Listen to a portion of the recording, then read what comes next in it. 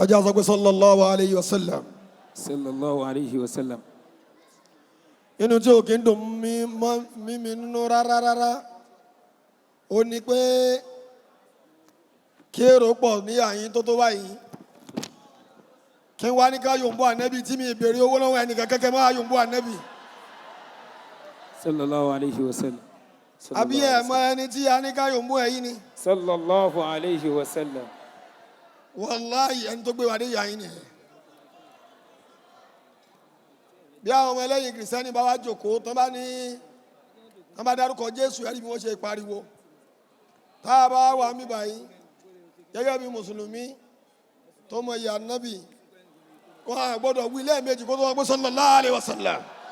sallallahu alayhi wa sallam. màá gun kíkí tí imam kún bá kún fi kí gbogbo àwọn àgbàlagbà màá fi kí gbogbo ẹ̀yin àgbàfà tẹ́ wà níbi tí ò yẹ kẹ́ wà níbí báyìí.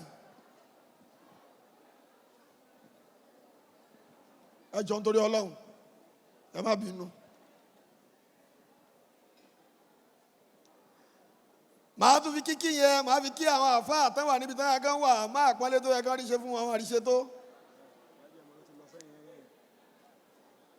nínú tó ń yà mí lẹ́nu jù ni pé Imam Shafi mọ́jẹ̀mú Allahu Akbar inshallah. iwájú náà jókòó wọ́n dẹ̀ dìde wọ́n dẹ̀ lọ jókòó sẹ́yìn pátápátá lẹ́ni tó já sí pé nínú àgbáńlá ayé tó bá fẹ́ sọ̀rọ̀ wọ́n máa dá ọ̀rọ̀ dúró dè wọ́n ni. tó yẹ pé tí United Nations bá nídìí àfáà ní Nàìjíríà nínú àwọn tó máa ń tẹ́wọ́ sí pé ẹ bá mú Imam Shafi wá nìyẹn. last role pátápátá náà lọ jókòó sí yẹn. so wọ́n á yà mí lẹ́nu nígbà tá a bá ríra tá a bá wà lórí ìjókòó báyìí ìṣòro tá a fi máa ń dààmú lórí àwọn àfáà ó ti máa ń pọ̀ ju yìí tá a fi máa ń dààmú lórí àwọn ọlọ́lá yìí gan lọ. Allah. Kò dẹ̀ make sense as far as I'm concerned. Torí àwọn ẹ̀ka náà láti America tó torí program yìí wá we have over 100 participants all over the world tí wọ́n wá àárín bẹ̀yẹn náà rún wọn sí kò sẹ́ni tó rí àyè jòkó sí àyínú wọn. That is why ni mo ṣe ní wọ́n pè wọ́n lẹ́ẹ̀kan kí everybody wọ́n kí wọ́n láǹfààní àti identify. Àwọn tá wúwo tá wà ń bíbà yìí bí èèyàn ò ṣàpọ́nlé wọn àwọn náà mọ̀ pé èèyàn ni ò pọ́n wọn lé wọ́n mọ tán wọ̀n níwájú Ọlọ́run àti níwájú àwọn èèyàn. Allah. Kámẹ́rà ò lè kọjá lọ́dọ̀ àwọn ẹlòmíì níbí báyìí káwọn ayé ó tún mọ̀ sọ pé ṣéwù lágbájá wà mẹ́ẹ̀. Èmi ò dẹ̀ kí ń bá gbogbo orú àwọn bàbá báyìí mi ò ń bá wọn du àga. Ẹlẹ́ẹ̀kejì kò sí nínú àládà mi kò lè sẹ́ni tó ní mo bá òun jà rí pé mo wá síbi program òun mo wá ń bá òun jà pé ibi tó òun fi mí sí mi ò láìkì ẹ̀. Allah kò ṣẹlẹ̀ rí. Mo mọ àwọn tí mo mọ àwọn tó jù mí lọ. Allahu akbar. Mi ò lè wà níbi kan kírú àwọn láwọn lecturer wà ń bẹ̀ kírú àwọn Sheikh Abdulhakeem kò sọ́kọ́ wà ń bẹ̀. sallallahu alayhi wa sallam. Kí wọ́n á sọ pé dandan kódà tá máa fi mí sórí àga tó yẹ káwọn jókòó èmi máa dìde. Allah inshallah. Mi ò ní gbẹ́bẹ̀ yẹn lọ púpọ̀ kí n má já sí adira mi tọ́dí adira Jamali mo wà lẹ́ni mi ìfẹ́ wọ Jalali. Mashallah. Ẹ yòówù anabi kí ni mi ò dùn dáadáa. sallallahu alayhi wa sallam. Mo kí gbogbo ẹ̀yin ẹni Ọlọ́run lọ́kùnrin tá a dá lóhùn True nìyẹn àti UK ló ti wá ṣe rí pé orí dúró ló wà náwó sókè. Mo ti ń rí gbogbo àwọn prince abolore tán lọ hangi sáàrin àwọn èrò ń bẹ̀ yẹn torí program yìí náà ti wá láti gbogbo ibi tó ti wá yẹn. Dúdú Espanyol tẹ́ bá dé Spain lẹ́nìí orúkọ ẹ̀ ò pé méjì. Gbogbo àwọn tán wá láti Amẹ́ríkà àwọn baby fati gbogbo àwọn princess Adéjọkẹ́ orí gbogbo àwọn sọ̀rí nìkan àwọn ará UK àwọn mọ́jọ́lá gbé gbogbo wọn nìyẹn. So kò ń ṣe pé àfimọ́ yí wọn tẹ́yàn máa ti wá kí ànábì ó yẹ kó mọ̀ pa ànábì náà ni òun wá kí. Ẹ̀yin tẹ́ ń gbóúnjẹ kiri yẹn ó kù ṣẹ́jú méjì tẹ́ fi máa dá a dúró ná. Tí má dẹ̀ ti ní kẹ́ ẹ dá a dúró torí táwọn èèyàn torí ẹ̀ wá ibẹ̀ ni mo dé yìí. Ó yẹ kó mọ yà yín lẹ́nu pé èyàn ṣe máa ra tíkẹ́ẹ̀tì $3,000 $4,000 tó bá ní òun wá fún Mealad £2,000 about 4 million naira fẹ́ni tó wọ ẹ̀kọ́nọ́mì inú wọn á ní kí ló ń bá wa ṣe ọjọ́ mẹ́ta ọjọ́ mẹ́rin ọjọ́ márùn-ún bọ́pọ̀lọpọ̀ àwọn tẹ́ ẹ rí ìbá ṣe wá fún nìyẹn bẹ́ẹ̀ ló bí ní nǹkan ṣe Nàìjíríà ó máa bẹ̀ lọ́wọ́ àwọn èèyàn pé ṣé wọn bá sẹ́sì kò tí a máa ṣe Mealad káwọn tó wá kò sí tí wọ́n ń pẹ́lẹ́ tójó orí bẹ́ẹ̀ màmá wa Elégùṣì ni màmá wa onírù ni ìyá ọba Elégùṣì ni wàláì kò sí tí gbogbo wọn ń pẹ́lẹ́ wá yẹn tó kọjá orúkọ ẹni tá a fi pè wá wáyé ilé. Ànábì Muhammadu. tó bá wá jẹ́ sí pé ìwọ gbà pé bẹ́ẹ̀ mi ṣe wí yẹn Ànábì tóbi nísàlẹ̀sàlẹ̀ ọkàn wa nítòótọ́ lórí ìjókòó yẹn mo gẹ́gẹ́ fi taratara yòǹbó Ànábì lẹ́ẹ̀mẹ́ta pé sallallahu alayhi wa sallam. Sallallahu alayhi wa sallam. ó di méjì. Alayhi wa sallam. ó di méjì. Sallallahu alayhi wa sallam. àwọn kan bẹ lókè mẹ́yẹn àwọn èèyàn pàtàkì bàbá tó jẹ́ sí pé tó wáyé pé torí pé mo fẹ́ gba owó ni mo fi ní káwọn èèyàn wá ọ̀pọ̀lọpọ̀ àwọn èèyàn máa lè dìde pé àwọn tí máa gbowó lọ́wọ́ wọn àráyè jòkó. But this is never the motive.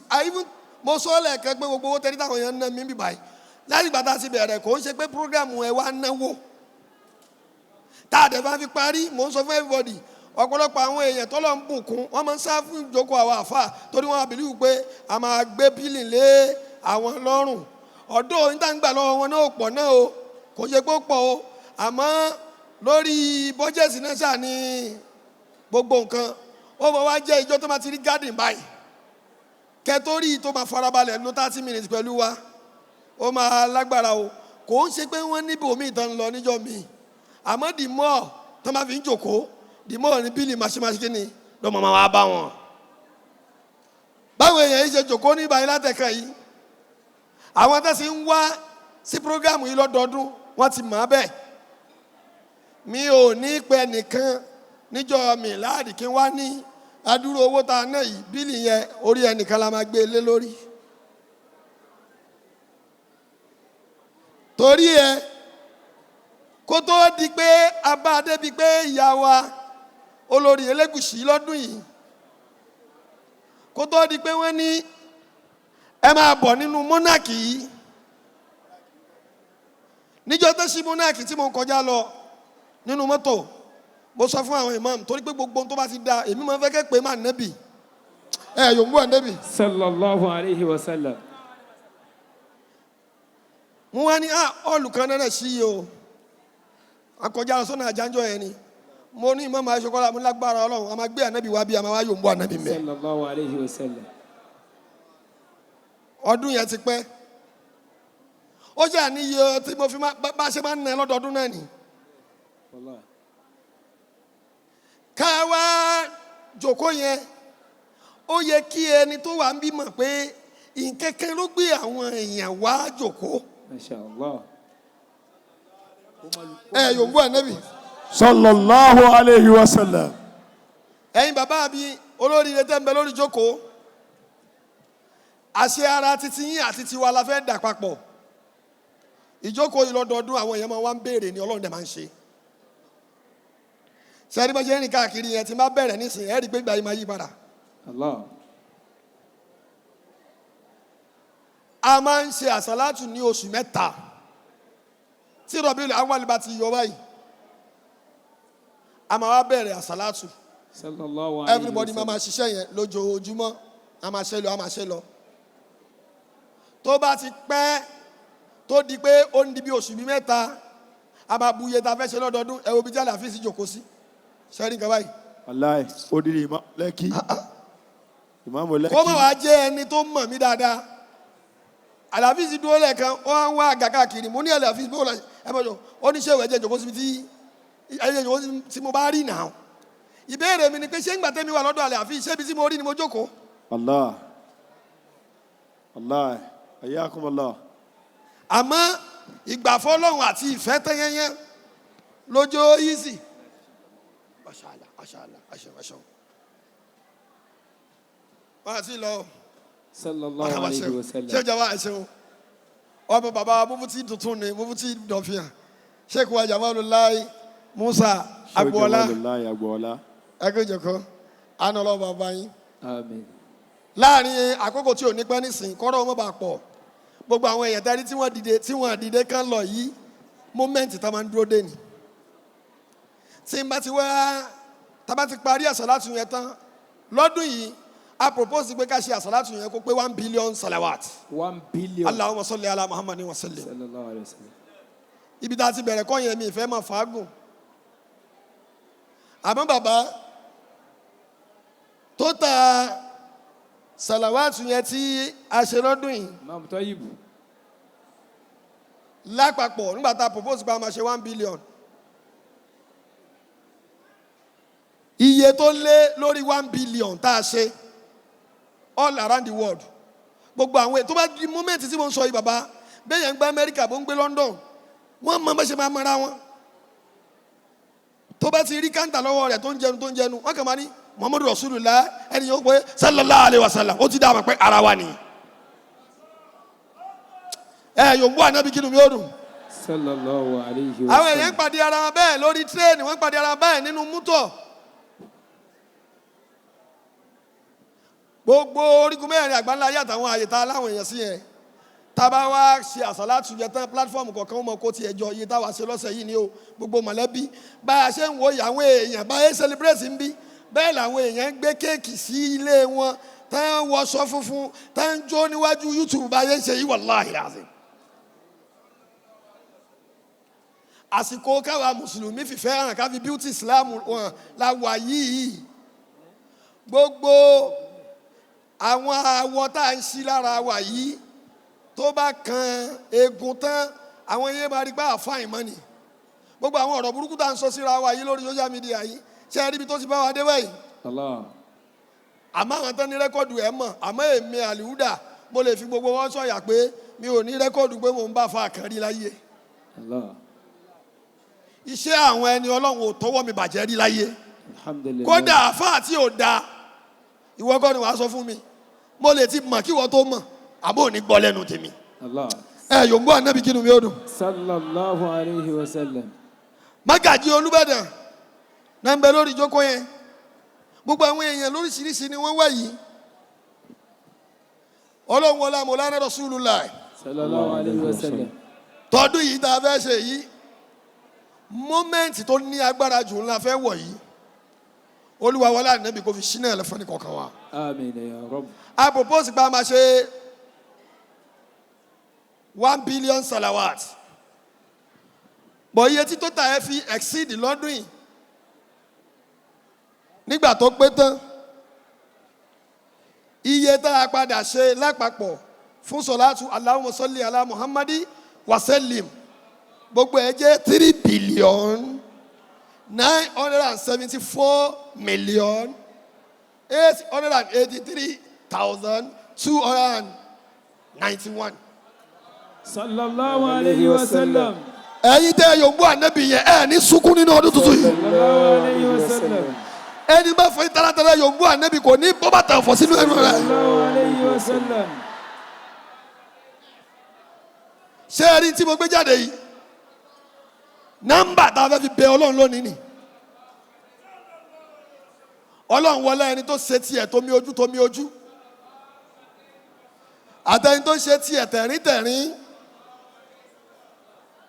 gbogbo ẹ̀ńtẹ́nì kọ̀ọ̀kan bá dé bíbáyìí lọ́dún yìí tó wá béèrè kó tó padà jáde kúrò nínú bíbáyìí Ọlọ́run bá a fi lé lọ́wọ́. Àmín ya Rabb. 2.9 billion ló fi lé bàbá kí n tó máa ka millions lówó millions àsálàtù ni mò ń kà.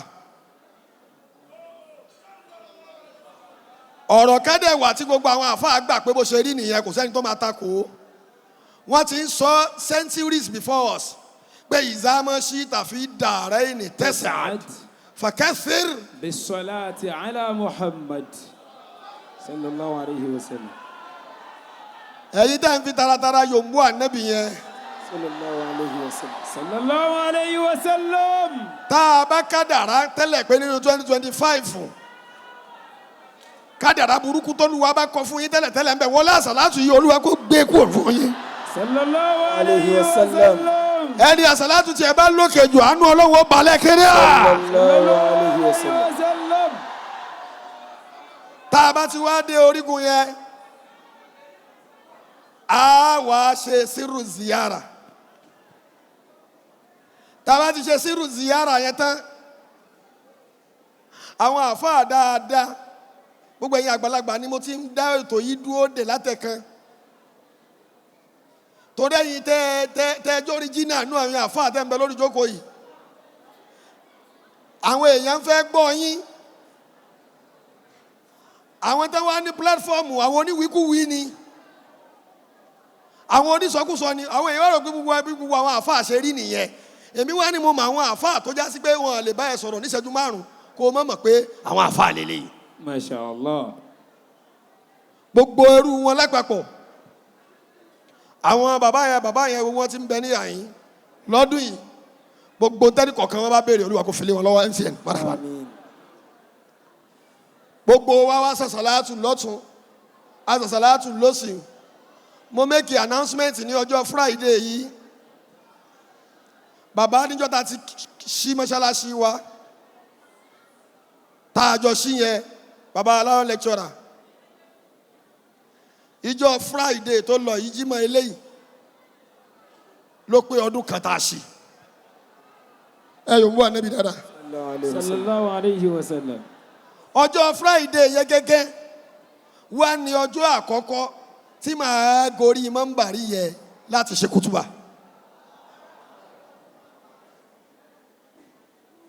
mo fàṣẹ ẹjọ́ yẹn náà tún bẹ lọ́hùn tó dáa sí mọ́ṣáláṣí yẹn níjọ́ tá a kọ́ tán gbogbo àwọn yẹn pariwo adúrú náwó yìí kíní kẹ́kẹ́kẹ́ ó pọ̀ mọ́lá nẹ́bí pọ̀ jù bẹ́ẹ̀ lọ.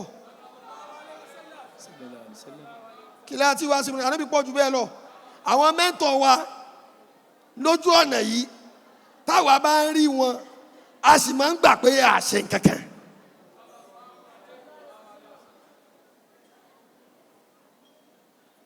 a ṣí mọ́ṣáláṣí yẹn ó pé ọdún kan níjẹta níjọ́ Friday before ọdún kan yẹn lẹ́yìn gbogbo ètò tó ń lọ́dún mọ́ṣáláṣí yẹn Ọlọ́run ṣe tún wá ra property míì fún wa ní Sùúrùlérè bákan náà worth of 200 million naira.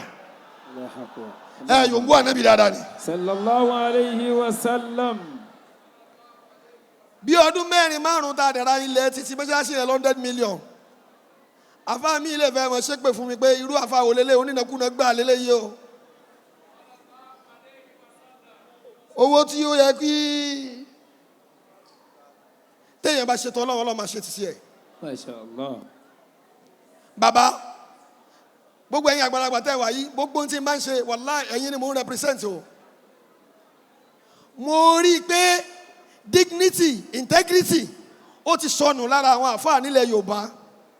àwọn èèyàn fún wa ní respect yẹn gbẹ́gẹ́ bá a ṣe deserve ẹ̀. gbogbo tí mo ń ṣe látòkèdélẹ̀ wàláhì Ọlọ́run náà mọ̀ pé torí ẹ̀yin àgbàlagbà yìí Ọlọ́run fi gbé wa dìde lórí ẹ̀.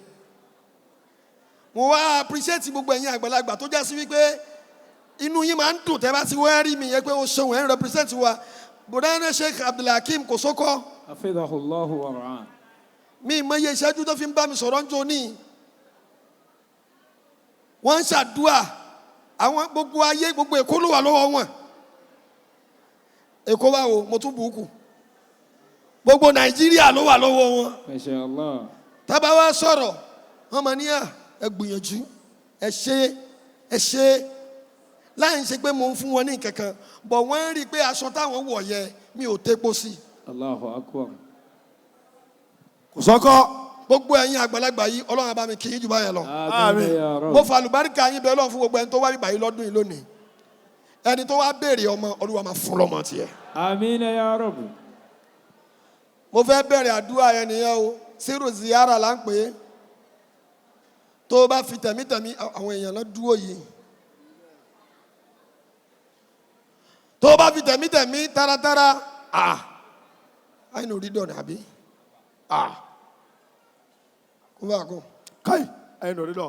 Ayé náà bí tó àgbà. ayé nà onídó àgbà bá mi ti lọ́pàá máa dàlà. alájí ọ̀kan lọ́mọ rẹ̀ Masha amẹ́ríkà Allah. mashallah. Àgbà. ayé nà onídó Ayakumullah. àgbà. barakallahu fi Ayakumullah. ọmọ bá ayakumullah. ẹ ṣeun ó yá true mọ́ọ́lá ó yá ẹ gbọ́kọ́ lọ́mọ láàyè torí ọlọ́run sotiri ọmọ ọba gan ti lálejò wọn nìyẹn torí Prince Fuad jama Muhammadu Rasulullah number 1 ni ó yá sotiri mẹ kága ọtí kan ní ká bẹ níwájú bọ lẹ́gbẹ̀ẹ́ bẹ́ẹ̀ wọn báyìí ẹ jọ lẹ́gbẹ̀ẹ́ ṣé awwalu salati ẹ bá àfàgà kan síbẹ̀. ó ṣeun bàbá yìí ti dìde ẹ̀yin ẹdúró mẹ́ ẹ ti gbé látẹ̀yìn Sẹ́rin. ẹ̀jùkú. àwọn olówó náà ń dìde fúnra wọn yìí olówó ń dìde fáfá. olówó ń dìde fólówó olówó ń dìde Olówó fólówó. dìde fólówó. sórí àfáà ló ti dìde yìí o kúnbàkùn. ó ṣeun àyẹnù rídọ bàbá àyẹnù rídọ àgbà sotiri nǹkan báyìí ẹ wo àwọn awálì sàlátì sẹ́rí nǹkan. awwalu salati sẹ́rí báyìí irun tí bàbá fẹ́ gan ni. La ilaha illallah ẹni tó ń dìde fún náà fẹ́ jòkó sẹ́rí nǹkan. ó yá kásá wága kan síwájú kó sì kẹta. La ilaha illallah. Ayé náà rídọ̀ Al-Kabir. àwa lè gbéra wa lẹ́sẹ̀ ìwọ ló kù. ó yá ibẹ̀ náà nù láàrin àkókò tí o fẹ́ yín sí gbogbo ẹ̀yin tẹ́ ń lọ tẹ́ ń bọ̀ yẹn ẹ dákun ẹ dá dúró gbogbo ẹ̀yin tẹ́ wá bíbá yìí lọ́dún yìí tẹ́ fẹ́ béèrè bẹ̀rẹ̀ látòrí àwọn ìyá wa tẹ́gbà wá lálejò níbí lọ́dún yìí ìyá ọba mo fẹ́ kẹ́ fẹ́ sí sọ́dọ̀ mi ọba tí mò ń pè yìí òun náà ni mo tún fẹ́ pè fún yín yìí àwọn èèyàn kẹ́ ń bẹ torí pé kò sí mi báyìí ó ń sunkún ni bẹ́ẹ̀ bá wọrí YouTube tẹ́ wọrí Facebook tẹ́ wọrí Instagram ẹ̀ máa wọ èèyàn rẹpẹtẹ látàárọ̀ tá a ti bẹ̀rẹ̀ programu yìí mú bẹ́ẹ̀ ti tán sọ̀rọ̀ torí tí ma ti béèrè bẹ́ẹ̀ láàrin ọdún kan ó máa ṣe gbogbo ẹni tó bá béèrè àánú ìgbà yìí lọ́dún yìí kó tó jáde kúrò nínú ọ̀ọ̀lù tá a wà yìí Olúwa kó fi àánú yẹn lé lọ́wọ́. Àmín ya Rabbi. gbogbo ẹni tó sunkún débi báyìí lọ́dún yìí tó bá yẹ pé kárẹ́ èèyàn lẹ́kún ọwọ́ Ọlọ́run ló wà gbogbo tó ń gba omijé kọ̀kọ̀ lójú ẹnì kọ̀ọ̀kan yín tẹ́ fi débi lọ́dún yìí láti wákàtí ọ̀wọ̀ yìí lọ Olúwa máa pààrọ̀ ọ̀rọ̀ náà asọ̀bìdìrè. Àmín ya Rabbi. gbogbo ẹni tó fẹ́ kí àdúrà wọn ó gbà ní kíákíá kó pariwo Ọlọ́run pé Allahu Akbar. Allahu Akbar. ẹ̀yin tẹ́ ń sáàbù oúnjẹ déwùmí ó ti tán lẹ́yìn yẹn báyẹn sọ́ra àwọn tó ń gbóúnjẹ fún yẹn tí má bẹ̀rẹ̀ wọn nílé jẹ́ mọ́ so ẹni tó máa jẹun mo ti ní ẹ tètè jẹun ọkùnrin wà ń bí Ọlọ́run obìnrin wà ń bí ọmọdé wà ń bí àgbàlagbà wà ń bí tí gbogbo wọn retí àánú Ọlọ́run àti ìfọ̀kànbalẹ̀ Ọlọ́run wọlé àwọn àyànfẹ́ Ọlọ́run àwọn àánú Ọlọ́run àwọn wàlíyì Ọlọ́run tí wọ́n darapọ̀ pẹ̀lú wa níbí báyìí lọ́dún yìí gbogbo ẹni tọ́rọ̀ ẹ ti tò nínú àwọn èèyàn pàtàkì tí mo ní ẹ wá ẹ jẹ́ n ṣàdúrà fún yín wọ́n dẹ̀ jókòó tó bá torí pé kó má bàa bàjẹ́ ló jẹ́ kẹ́ ẹ jókòó táyé yìí bá fi ń jáyé tí ò bá tún jáyé mọ́ ọ̀kọ̀ọ̀kan nínú ẹ̀yin èèyàn tẹ́ ń bẹ ní àyín lọ́dún yìí ọ̀rọ̀ yín ò ní bàrú mọ́ra láyé. Àmín ya Allah. ẹni máa ń retí àánú Ọlọ́run kó tún pariwo Ọlọ́run pé Allahu Akbar. Allahu Akbar. àwọn èèyàn kan wà ń bí báyìí Ọlọ́run God wẹ̀n ni bó ṣe wọlé látẹ̀kan ó ń wòkè ìnáwó yìí bébí bá ti ẹ̀rọ owó yìí tásán ayé mi ti dáa gbogbo ẹni tó wà tó jẹ́ sí wípé ọ̀rọ̀ rẹ̀ ò tí rí umu anibọ̀ yìí o ṣeun barakallahu fi láwọn ará Canada Arab lady o ṣeun barakallahu fi ẹ bá ń gbá láyè ẹ bá ń gbá láyè Arab lady masha Allah olóhùn o àwọn ènìyàn wọ̀nyí ni wọ́n wá lórígun mẹ́rin àgbáńlá ayé nítorí tànẹ́bì ni mo forúkọ ànẹ́bì pè wọ́n Sallallahu alayhi wa wọ́n dẹ̀ sallam. dáhùn tó bá já sí wípé mi ò ní nǹkan kan mí ní kọ̀rọ̀ àti ní gbangba kọjá orúkọ tí mo fi pè wọ́n yìí téèyàn bá ń sunkún tẹ́lẹ̀tẹ́lẹ̀ Olúwa ẹ dá omi ojú ẹ̀ dúró. tó bá jẹ́ sí pé èèyàn wà lórí pé kí n má ṣubú ni láti wákàtí ọ̀wọ̀ yìí lọ sẹ́ alẹ́ ẹ̀ ní ṣubú. Àmín ya Allah. àwọn àníyàn tí mo lè bá yín dà nìyẹn láàrin àkókò tí ò ní pẹ́ nísìn ẹ sọ fúnra yín. ẹ sọ fúnra yín. àkókò tẹ́ ń dà níyàn lọ́wọ́ yẹn hadratu Muhammadiyya la máa fi bẹ̀ lọ́hùn o orúkọ ànábì la máa lò wọlé àánú àdẹ yí ẹnìkọ̀ọ̀kan wá ká torí bẹ́ẹ̀ lómi ń bọ̀ ní Mealad lọ́dún yìí ó ti ná tó lé ní 10 million bàbá wàláhì tí mo lè confam. tó bá yẹ pé torí ànábì náà ni àánú yẹn máa padà sọ́dọ̀ ẹnìkọ̀ọ̀kan yín. Àmín ya Rabb. ẹlòmíì ò rí mi rí orí íńtánẹ́ẹ̀tì ló ti ń rí mi bọ̀ ìjọ wo tiẹ̀ ni màá tẹ́wọ́ níwájú àlìhúdà báyìí kó tiẹ̀ ṣe á mí tí ó dẹ̀ mọ̀ pé kò sí kẹ̀kẹ́ lára mi kọjá ó kọ ànábì yìí. Sallallahu alayhi wa sallam. mo wá forúkọ ànábì tẹ nígbàgbọ́ sí lára mi yẹn mo fi bẹ̀ Ọlọ́run gbogbo ń tẹ́ ẹ bá béèrè fúnra yín níbẹ̀ yẹn lọ́dún yìí Olúwa fi lé yín lọ́wọ́. Àmín ya Allah. Ya mani idha kuntu ya Ọlọ́run o ya Mawla ya Labbani. Ọlọ́run o mo pè é Ọlọ́run wá dá mi lóhùn. Ya wahida malahu fi mulki fani. ẹ bẹ̀rẹ̀ sí ní àwọn tàníyà. èèyàn ti wá mo fà nábì pé wọ́n ti débì báyìí wọ́n fẹ́ tún kádàrá ara wọn sí. àṣìkàtà sí túrú ni. ẹlẹ́ṣẹ̀ ní gbogbo wa Ọlọ́run. àwùsá kàtẹ́lì kúrú ni.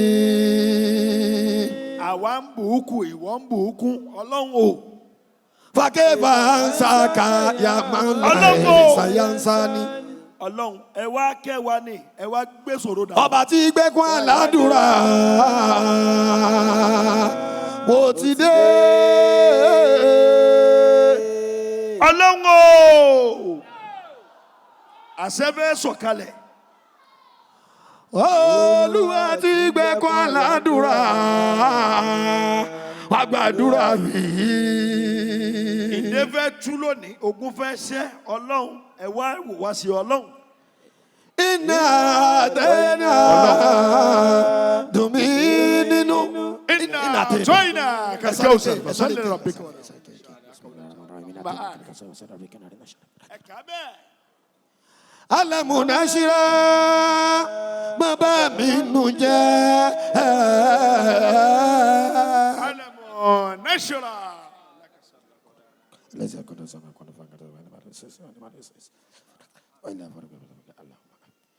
Lìyí fi wà fọkàn mi balẹ̀.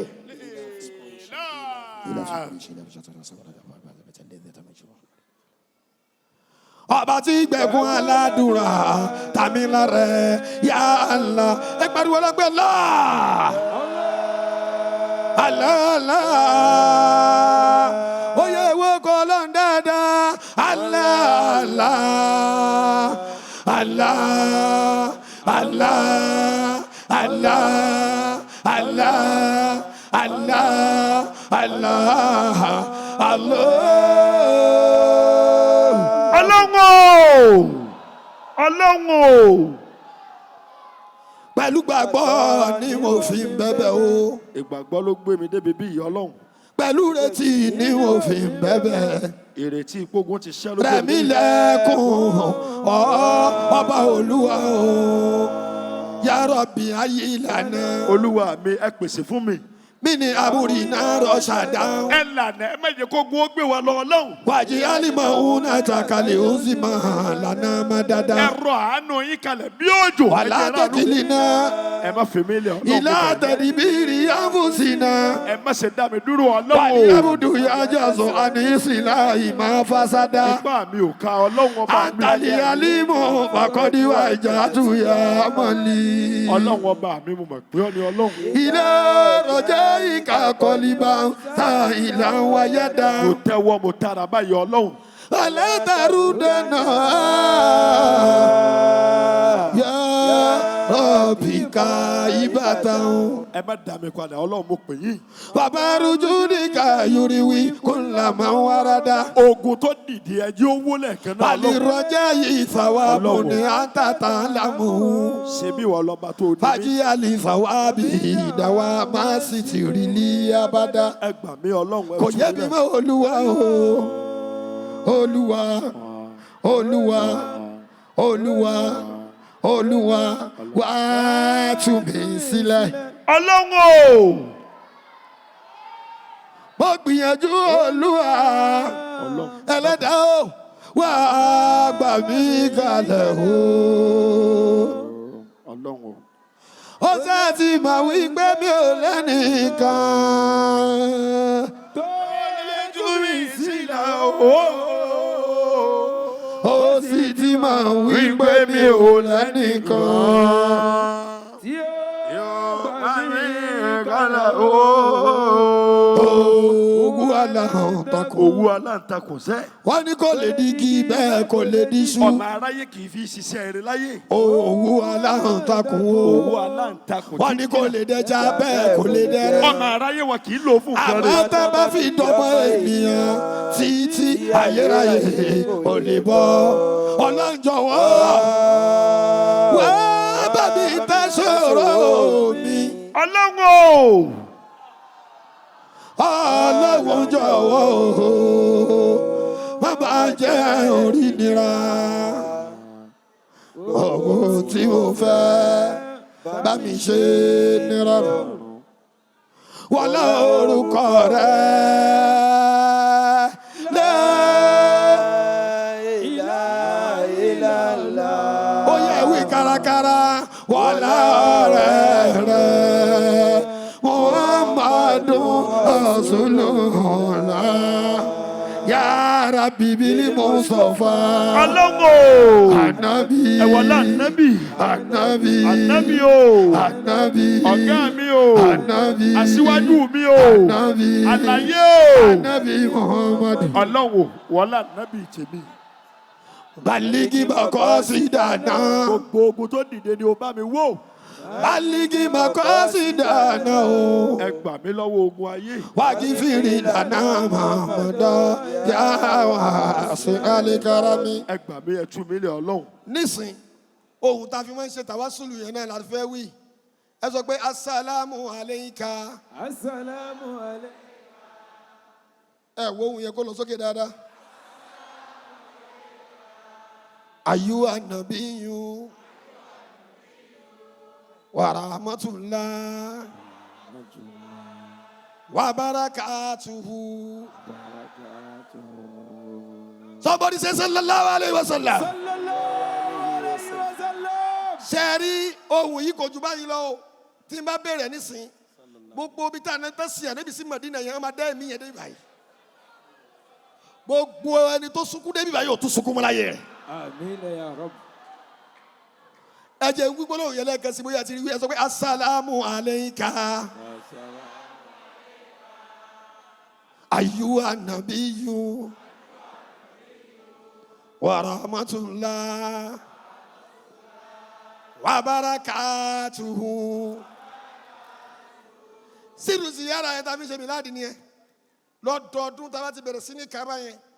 Báwọn àgbàlagbà bọ́ ṣe fún wa, wọ́n ní tó bá fẹ́ kà á, ó gbọ́dọ̀ wà ní bikuli idoril qalbi, total concentration. Tó bá yẹ pé nu ilé iṣẹ́ nu ilé ni èmi mo máa ń ké níta. Wọ́n máa ní kí yẹn tan ìmọ́lẹ̀ kándù síwájú báyìí. Wọ́n máa ní kó máa wo kándù yẹ, kó máa wá wí. Tí ò ní ṣẹ́jú kúrò lára ẹ̀ tó fi máa wí tán. Torí wọ́n fẹ́ tàlejò yẹn bá dé kó lè bá a lẹ́ni tó ti rẹ́dì. Ní tí mo fẹ́ béèrè fún ẹ lọ́dún yìí, kódà tí o bá sínú kádàrá tẹ́lẹ̀tẹ́lẹ̀, wọlé ànábì tó ga ju gbogbo ohun tó fi ga jù lọ láyé. Sallallahu alayhi wa sallam. Bẹ́ẹ̀ yẹn bá yóò gbọ́ ànábì dáadáa títí ẹ̀ ló bá kọ́kọ́ dé. Sallallahu alayhi wa sallam. Tó o bá jọ́ lólùfẹ́ ànábì dáadáa yẹn wọ́n wọ́n sallallahu alayhi wa sallam. Kódà tó bá yẹ pé tó ń béèrè yẹn Ọlọ́run ò kọ́, nítorí Ọlọ́run ò ní kọ́ kò ní fi sí ẹlẹ́mìí báyìí. Sallallahu alayhi wa sallam. Ogun máa ṣẹ́ lónìí. Ìdè máa tú lónìí. آمين يا رب. ọ̀tá tó rorò máa ṣubú lónìí. اللهم آمين يا رب. ìfàsẹ́yìn dópin lónìí. اللهم آمين. No more delay. اللهم آمين. Inshallah, as from today henceforth, I'ma go higher ni. اللهم صل على محمد وسلم. Gbogbo ẹ̀yin tẹ́ ń rí tẹ́ ẹ̀ mọ́ tẹ́ ń fi ń ṣe. Àwọn kan ń bẹ kò ń ṣe mẹ́wàá kò lówó. Ó ń rí. Bọ̀ kò lè àkáǹtì fún tó fi ń ṣe ni. Gbogbo irú àwọn irúfẹ́ tẹ wà nígbà yìí lẹ́nìí. Ẹ máa padà sí ní lákòjọ láti wákàtí ọ̀wọ̀ yìí lọ. آمين يا الله. Ẹ jẹ́ gbọ́ gbólóhùn yẹn bóyá àwọn ọkùnrin ti rí wí. Ẹni asálàmù alayka láwọn ọkùnrin. Sórí pé àjọ fẹ́ fẹsẹ̀ wọn ṣe lọ́dún yìí ni. Sórí bóhùn àwọn ọkùnrin ṣe lọ sókè tó ẹjẹ́ àwílẹ̀ kan sí. Ayuha nabiyyu wa rahmatullah wa barakatuhu. Ṣé gbọ́ tàwọn ọkùnrin báwọn? Ọkùnrin tí ò bá ti fẹ́ máa wọ ọwọ́ ìyàwó rẹ̀ tó fẹ́ tẹ́ lọ́kùnrin torí pé gbogbo tí ẹ máa jọ ọkùnrin láyé àfikún lówó lọ́wọ́ ó bá fẹ́ bílíọ̀nìyà ó máa gbowó lọ́wọ́ ẹni o. Ẹ̀yin obìnrin ó yẹ jẹ́ gbóhùn tìyín náà ẹ pé asálàmù alayka. Ó dàbò balance wọn àjù wá lọ ní àyín lọ́dún yìí bẹ́ẹ̀ má dẹ̀sí wá Mealad wà láì wọ́n sábà fẹ́ jù wá lọ náà torí àjọ ó yẹ tún ilé ẹ̀kan sí kí n gbọ́. Ayuha nabiyyu wa rahmatullah wa barakatuhu. Ó yẹ yòówù ànábì kó lọ sókè dáadáa. Ó di bẹ́ẹ̀ ni. Ó di méjì. Dáhùn nísìnyí wàá wá fáyín position tó máa rọ̀ ẹ́ lọ́rùn torí tó bá fẹ́rẹ̀ sí ní wí ó ní máa mì. Wàá jókòó bó ṣe máa rọ̀ ẹ́ lọ́rùn. No movement. Kò sí ìlọ bíbọ̀ lákòókò yìí àyè bá ń sà ẹ̀ palẹ̀kùn dé. Gbogbo ẹni tí ń bá ń bọ̀ bó tilẹ̀ kó tóbi tó o máa dúró tá a fi máa ṣe tán ni. Àlùbáríkà íńtánẹ́ẹ̀tì wà ń ta òun náà máa ṣe tiẹ̀ láti bẹ̀. Torí tí movement yẹn máa ń ṣe ó máa ń decide ọkàn ẹni tó ti ń move ni. Kò sí ní tán pè ní kálúwà tá a fi ní jòkó ṣe níbi tẹ́nìkan ò ní ti sí ẹ torí kí wọ́n bá máa béèrè pé sẹ́yìn lẹ́ni kí kọ́kọ́rọ́ yín ti jábọ́. Gbogbo ẹ̀yin tẹ́ ẹ jẹ́ mídíà náà níbi tẹ́ ẹ dé yẹn ẹ rọra dúró ẹ gẹpẹ sójú kan ń bẹ̀. Èmi náà máa wá position tó máa rọ̀ mí lọ́rùn. In the next 5 minutes now, we get busy. We will all be into the Hadratil Muhammadiyya. Gbogbo ẹ̀yin tẹ́ ń sábọ́ kiri yẹn ẹ lọ dúró lójú kan o. Sórí bó ṣe gbé dáhùn yẹn náà dúró mẹ̀yẹ náà ká fi ṣe tán tábà ti ṣe tán wọ́n kó lọ padà. Ọ̀ṣun. Àmọ́ àwọn tó jẹ́ mídíà ń tiwọn táwọn nídìí láti yí kámẹ́rà ń tiwọn àwọn ẹnu ṣé làwọn yẹn wà ń tiwọn. Iṣẹ́ wọn dẹ̀ ní nǹkan ṣe pẹ̀lú tá à ń ṣe yìí. Masha Allah. Àwọn nìkan náà láǹfààní àti yí sọ̀tún yí sósì gbogbo àwa tó kù bùtú wọn ń sọ ẹ torí tiẹ̀ náà ni o. Mo dẹ́ni tó wá sáàfù níbí báyìí ó wá sáàfù kóòkì ní 2014 níbi prógámù yìí báyìí tó yẹ sí pé múmẹ́ǹtì yìí náà ni mo ní kó dúró dẹ̀ dání àtàmì ò dáàmà mi ò kú mọ̀ kó wà ń bí. Ìgbà tá a nu Ọlọ́run padà dé ó wá mi wá padà ó lẹ́ni dúró níjọ́ yẹn kí n béèrè ó ní mo béèrè ó ló sọ òun di báyìí ó ní ìjọ tó wá bá mi ò lè sọ pé ní tó wá sáàfù kóòkì níbi tá a ṣe Mealad ni. Bó tilẹ̀ wù kí ìnira ń bá wọn náà tó lé ẹwọ bíbá yìí tó o bá ti ń jáde kúrò nínú họ́ọ̀lù yìí wàá lọ máa pàdé àánú lóríṣiríṣi. Àmín ya Allah.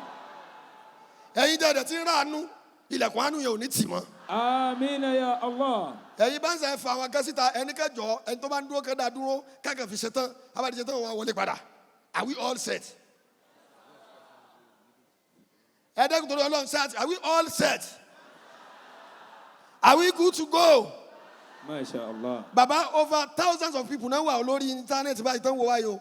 Táwọn náà máa dúró níwájú tẹlifíṣàn wọn abẹ́ni tí ó lo kọ̀mpútà abẹ́ni tí ó lo fóònù tó yẹ pé níta fẹ́ jogún ìbáṣe máa wí nìyẹn tàbá wa dà bẹ́ẹ̀ haṣáwù anyurima rọ́jí makarima Masha Allah. ọ̀nà tí mo wà yìí ọ̀nà tó easy jù ni mi ò lè máa bá wọn aláṣìírí proud pé proof pé mo ní nankali ọ̀tọ̀ níṣẹ́ nankali ọ̀tọ̀ níṣẹ́ àsàlátù Sallallahu alayhi wa sallam. alágbára làwọn aláṣìírí alẹ́ sàlátù ẹ má dá mi dúró ni yòǹgbọ́ ànábì kí ni mi ò dùn. Sallallahu alayhi wa sallam. kò ń ṣe pẹ́lẹ́ sàlátù ò ní pàdé alágbára àmọ́ alágbára ò ní fagbára ẹ̀ mú ni kò ní kọlù torí pé nínú tọ́lọ̀ máa ṣe fẹ́lẹ́ sàlátù náà ni pé òun náà kọ́kọ́ mọ̀ wà ara rẹ̀ yòǹgbọ́ ànábì kí ni mi ò dùn. Sallallahu alayhi wa sallam. alásàlátù Sheikh AlMukhtar. bẹ́ẹ̀ ni yóò mọ wọn ara ẹ̀. alásàlátù tamani wọ́n kì í yàn máa nábì ẹ wá lóní gírímọ́ká yìí àná kò lè ṣẹlẹ̀ ìròyìn méjì kan wà gbogbo ẹni tẹ́ ẹ bá rí tẹ́ máa ń pè é pé ó fẹ́ràn ànábì tẹ́ bá ba lára rẹ̀ irọ́ ni. sallallahu alayhi wa sallam. èèyàn ò lè jólólùfẹ́ ànábì kó má ní tẹríba èèyàn ò lè jólólùfẹ́ ànábì kó láhùn. Allah. Sallallahu alayhi wa sallam. bàbá ń gẹ̀ máa wí. Sallallahu alayhi wa sallam. yòǹgbọ́ ànábì kí ni mi ò dùn dáadáa. Sallallahu alayhi wa sallam. Sallallahu. lónìí ọ̀nẹ́rìbù kan bẹ́ẹ̀ ń bíbá yìí kìrìsìtẹ́nì ni torí ànábì ló fi débi. Masha Allah. ó dẹ̀ ní lẹ́tọ̀ nílọ tó bá yẹ pé bí ìsìlámù ṣe rí ni òun ó gba sàádà ká tó kó ni bẹ́ẹ̀ yòǹgbọ́ ànábì dáadáa. Sallallahu alayhi wa sallam. àbí ẹ jẹ́ kí ọlọ́run náà dìde ẹ yòǹgbọ́ ànábì Sallallahu alayhi wa ẹ sallam. dìde ẹ dìde ẹ yòǹgbọ́ ànábì dáadáa Sallallahu alayhi wa ẹ sallam. dìde ẹ yòǹgbọ́ ànábì dáadáa Sallallahu alayhi wa sallam.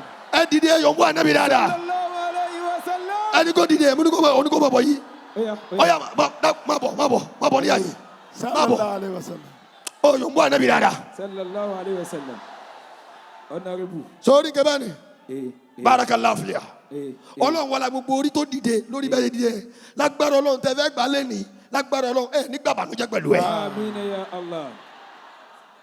ẹ lọ jókòó padà ní jókòó bànújẹ́. Amin.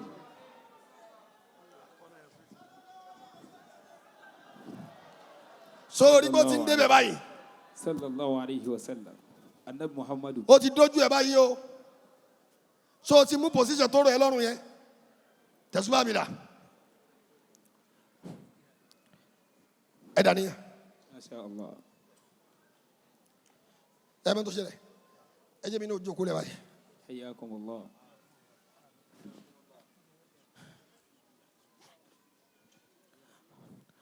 As-salatu was-salamu alayka ya Rasulallah. Sallallahu kí ọlọ́run o ọlọ́run kò máa bá wa síwájú ayé ànábì wa Muhammad. As-salamu alayka ya mabu'itha ọjọ́ tá bí ọ dìde tó ń já ànábì ọlọ́run kó kí ọ lọ́jọ́ náà. wa yawma summita ọjọ́ tá sọ ọ́ ló kọ pé Muhammad ló máa jẹ́ òun ràánú. wa yawma hajarta min Makkata ila al-Madinati ọjọ́ tí Mákà lé tó gbẹ́rù tó di Màdínà ọlọ́run kó kí ọ lọ́jọ́ náà. wa yawma rumita bil hajar ọjọ́ tá lé ọ lókùúta tó ń ṣẹ̀jẹ̀ ọlọ́run kó kí ọ. wa qila ya Rasulallahi lanu alayhim èrè ànábì ó yá bẹ́ẹ̀ pé fún wọn lẹ́ẹ̀kan náà. qala ma bu'ithtu la'ana ànábì ni wọn àrán mi kí n wá sẹ́pẹ̀ fún wọn èpè kọ́ ma bu'ithtu la'ana èpè kọ́ ní wọ́n ṣẹ́ fún wọn ni wọ́n ṣàdúrà fakulita fún wọn. Allahumma ẹ̀ tí wọ́n wá wí ni pé ọlọ́run idi o qawmi ọlọ́run ẹ bá mi fi ọ̀nà mọ̀ wọ́n. فإنهم لا يعلمون torí wípé wọn kò mọ tí wọ́n ń ṣe ni ọlọ́run. وبالحق نبيا àṣẹ ẹ̀rí ọlọ́run ni mo béèrè ọlọ́run o. وما أرسلناك إلا رحمة للعالمين àánú la fi ọ́ ṣe fún gbogbo ayé. السلام عليك يا طه àkí ọlọ́run kó bá rí ànábì يا tọ́. ياسين àánú ọlọ́run kó bá rí يا Yásìn. إيمي ẹ̀lú alẹ́. يا طاهر aṣíwájú ayé. يا مطهر ànábì ẹni àánú. يا أمين ànábì ẹni ìkẹ́. يا رؤوف olóríire. يا رحيم àkàndá ènìyàn. يا طه ọlọ́ládé. يا ياسين àríkíàdé. يا حبيب ànábì ẹni ọlá. يا محبوب akóredé. يا أمين ànábì ẹni ìṣẹ́. يا محمود ànábì olóríire. يا حامد ànábì akọ́lá. يا محمود àgbọ̀nàkàlẹ́ o. يا ألف لام ميم ọ̀nàsókàmí يا ànábì. ألف لام را ànábì ẹni يا كي ànábì o. يا ànábì o. سي Ànábì. Ànábì o. Ànábì. Ànábì o. Ànábì Muhammad. Ànábì o. Ẹ sọ pé assalamu alayka. Ohun yẹn máa lọ sókè bó bá ṣe ní strength máa lọ fi máa wí ó yẹ wí dáadáa. Ayyuhan nabiyyu wa rahmatullah wa barakatuhu. Now, tó bá yẹ pé kí wọ́n díjú ló ṣe lè tètè ní connection. Díjú rẹ̀ ká fi parí ẹ̀. Kò lè take you more than 5 minutes. But whatever you say during that time, inshallah, you feel the impact. Are we all set? Inshallah. Ṣáà ti jòkó sí position tó dáa. Àti dúró dáadáa. Ó yẹ ní assalamu alayka. Ayyuhan nabiyyu wa rahmatullah wa barakatuhu. Tẹ́ ẹ bá ti wí bẹ́ẹ̀, àlékà ló wí o. Ànábì máa dé bíbá yìí ni o. Peace be upon you ló wí o. Ó sọ pé upon him. Ànábì máa dé o máa dárúkọ ọwọ́ náà àtọ́rúkọ mọ̀mọ́ ẹ̀ ó máa ní nítorí kó bá mi kó bá ẹ. Ẹni bá fẹ́ gbàlejò yẹ kó gbé sallallahu alaihi wasallam. Sallallahu alayhi wa sallam. Ó yá bismillahirrahmanirrahim. Assalamu alayka ayyuhan nabiyyu wa rahmatullah wa barakatuhu. Assalamu alayka ayyuhan nabiyyu wa rahmatullah wa barakatuhu. Assalamu alayka ayyuhan nabiyyu wa rahmatullah wa barakatuhu. Assalamu alayka ayyuhan nabiyyu wa rahmatullah wa barakatuhu. Assalamu alayka ayyuhan nabiyyu wa rahmatullah wa barakatuhu. Assalamu alayka ayyuhan nabiyyu wa rahmatullah wa barakatuhu. Assalamu alayka ayyuhan nabiyyu wa rahmatullah wa barakatuhu. Assalamu alayka ayyuhan nabiyyu wa rahmatullah wa barakatuhu. Assalamu alayka ayyuhan nabiyyu wa rahmatullah wa barakatuhu. Assalamu alayka ayyuhan nabiyyu wa rahmatullah wa barakatuhu. Assalamu alayka ayyuhan nabiyyu wa rahmatullah wa barakatuhu. Assalamu alayka ayyuhan nabiyyu wa rahmatullah Wa barakatuhu. Assalamu alayka ayyuhan nabiyyu wa rahmatullah wa barakatuhu. Assalamu alayka ayyuhan nabiyyu wa rahmatullah wa barakatuhu. Assalamu alayka ayyuhan nabiyyu wa rahmatullah wa barakatuhu. Assalamu alayka ayyuhan nabiyyu wa rahmatullah wa barakatuhu. Assalamu alayka ayyuhan nabiyyu wa rahmatullah wa barakatuhu. Assalamu alayka ayyuhan nabiyyu wa rahmatullah wa barakatuhu. Assalamu alayka ayyuhan nabiyyu wa rahmatullah wa barakatuhu. Assalamu alayka ayyuhan nabiyyu wa rahmatullah wa barakatuhu. Assalamu alayka ayyuhan nabiyyu wa rahmatullah wa barakatuhu. Assalamu alayka ayyuhan nabiyyu wa rahmatullah wa barakatuhu. Assalamu alayka ayyuhan nabiyyu wa rahmatullah wa barakatuhu. Assalamu alayka ayyuhan nabiyyu wa rahmatullah wa barakatuhu. Assalamu alayka ayyuhan nabiyyu wa rahmatullah wa barakatuhu. Assalamu alayka ayyuhan nabiyyu wa rahmatullah wa barakatuhu. Assalamu alayka ayyuhan nabiyyu wa rahmatullah wa barakatuhu. Assalamu alayka ayyuhan nabiyyu wa rahmatullah wa barakatuhu. Assalamu alayka ayyuhan nabiyyu wa rahmatullah wa barakatuhu. Assalamu alayka ayyuhan nabiyyu wa rahmatullah wa barakatuhu. Assalamu alayka ayyuhan nabiyyu wa rahmatullah wa barakatuhu. Assalamu alayka أيها النبي ورحمة الله وبركاته.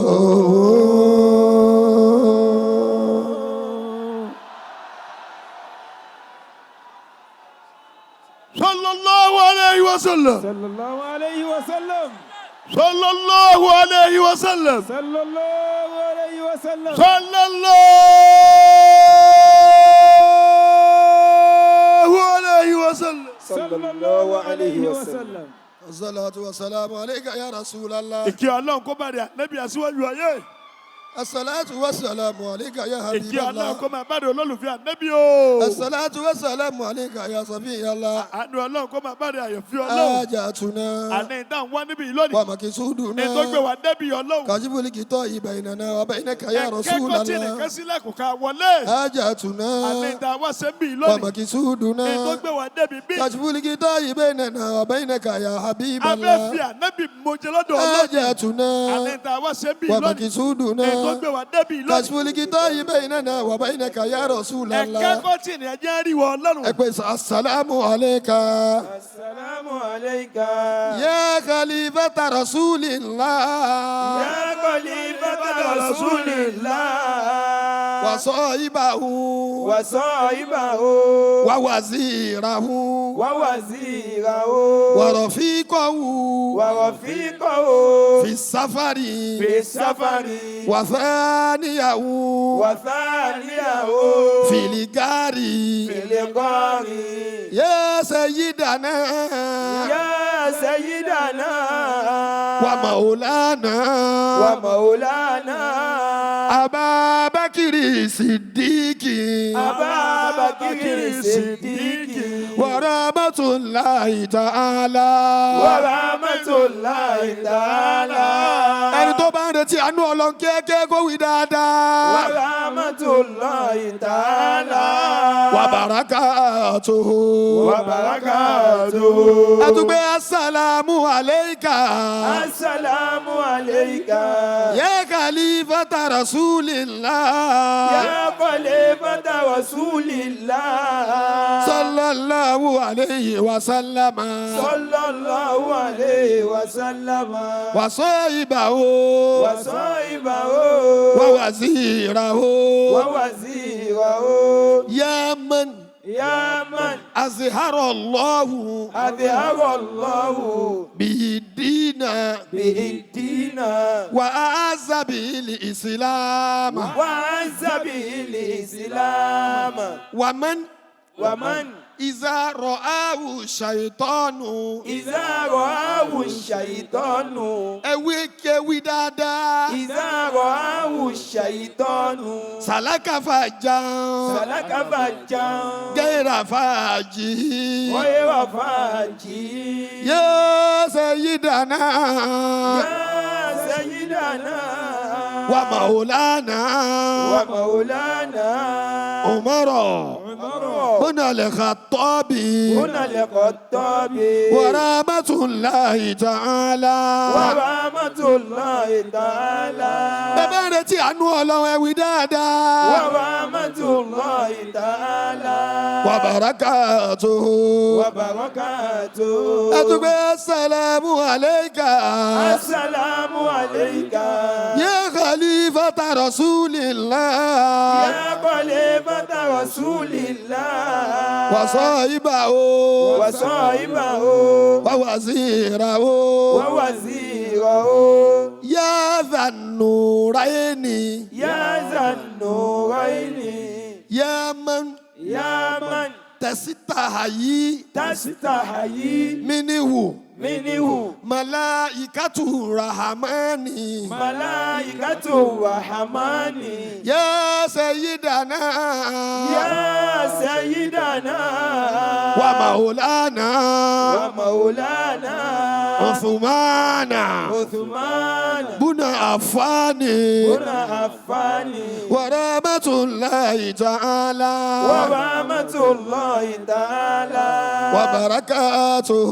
وبركاته السلام عليك السلام عليك يا خليفة رسول الله يا خليفة رسول الله وصاحبه ووزيره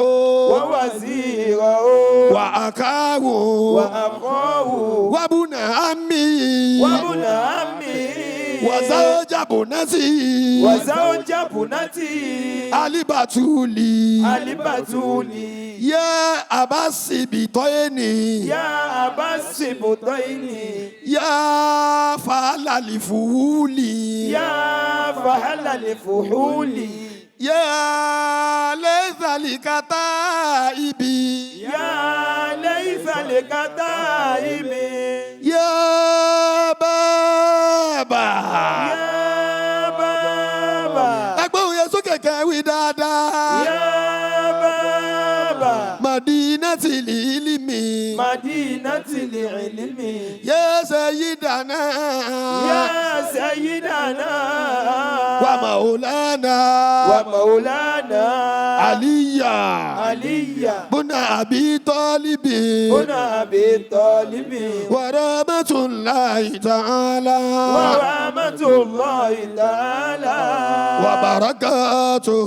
وبركاته السلام عليكم يا كافة أصحاب رسول الله صلى الله عليه وسلم مهاجرين وأنصارا ورحمة الله تعالى ìkẹ́ Ọlọ́run ló ń jẹ́ ràmọ́tù ewì dáadáa. wa barakatuhu. ẹni asalaamu alaykum. ya ahala. badiri likirami. malaikatan. wa sahaba. wa rahmatullahi ta'ala. wa barakatuhu. Adúgbò assalamu alaykum. Ya ahla.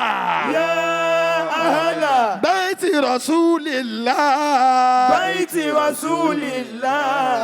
Sallallahu alayhi wa sallama. At-tahirina. Al-mutahharina.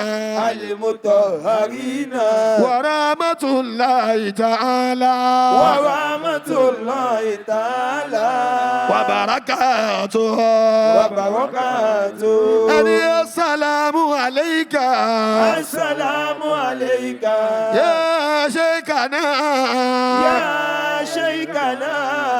Wa ustazana. Wa wasilatana. Ila rabbina. Al-kutuba limakituma. Wal-khatima li-Muhammadi. Sayyidana. Wa maulana. Ahmad Tijani. Radiyallahu anhu. Wa rahmatullahi ta'ala. Wa barakatuhu. Ani assalamu alayka. Ya khalifata shaykhi. As-siddiq al-akbara. Maulana. Aliya. Buna Arazimi. ورحمة الله تعالى ورحمة الله تعالى وبركاته وبركاته. أتوبة السلام عليكم السلام عليكم يا كافة يا كافة أصحاب الشيخ أصحاب الشيخ حيثما كنتم حيثما كنتم من قاف إلى قاف من قاف إلى قاف ورحمة الله تعالى ورحمة الله تعالى وبركاته وبركاته. جزا الله عنا جزا الله عنا سيدنا سيدنا وحبيبنا وحبيبنا محمدا محمدا ẹgbẹ̀bú ànábì kẹ́wì dáadáa محمدا olólùfẹ́ ànábì kó pariwo dáadáa محمدا ẹ ń fẹ́ ra àánú nínú ọdún tuntun kó wí dáadáa محمدا sallallahu alayhi wa sallam صلى الله عليه وسلم. àfùdọ́là أفضل máa hùwà á lò ما هو أهله ẹni jazallahu anna جزا الله عنا شيخنا شيخنا ووسيلتنا ووسيلتنا إلى ربنا إلى ربنا الكتب المكتومة الكتب المكتوبة والخاتم لمحمد والقاتم لمحمد سيدنا سيدنا ومولانا ومولانا أحمد التجاني أحمد التجاني رضي الله عنه رضي الله عنه جزا الله عنا جزا الله عنا خليفة الشيخ خليفة الشيخ الصديق الأكبر الصديق الأكبر علي علي بن حرازم هنا أرازمي جزا الله عنا جزا الله عنا a ti fẹ́ parí ìtọ́dún yìí ẹ̀wì dáadáa جزا الله عنا tó bá dọdún tó ń bọ̀ kó mọ́ pé wá wí dáadáa جزا الله عنا jẹ̀mí ساداتنا جميع ساداتنا المجيرين لنا المجيرين لنا والمفيدين لنا والمفيدين لنا والمرشدين لنا والمرشدين لنا والمربين لنا والمربين لنا والمراكين لنا والمراكين لنا عن إذنه عن إذن سيدنا محمد سيدنا محمد صلى الله عليه وسلم صلى الله عليه وسلم. ẹ sọ pé yá أيها النبي يا أيها النبي حسبك الله حسبك الله ومن اتبعك من المؤمنين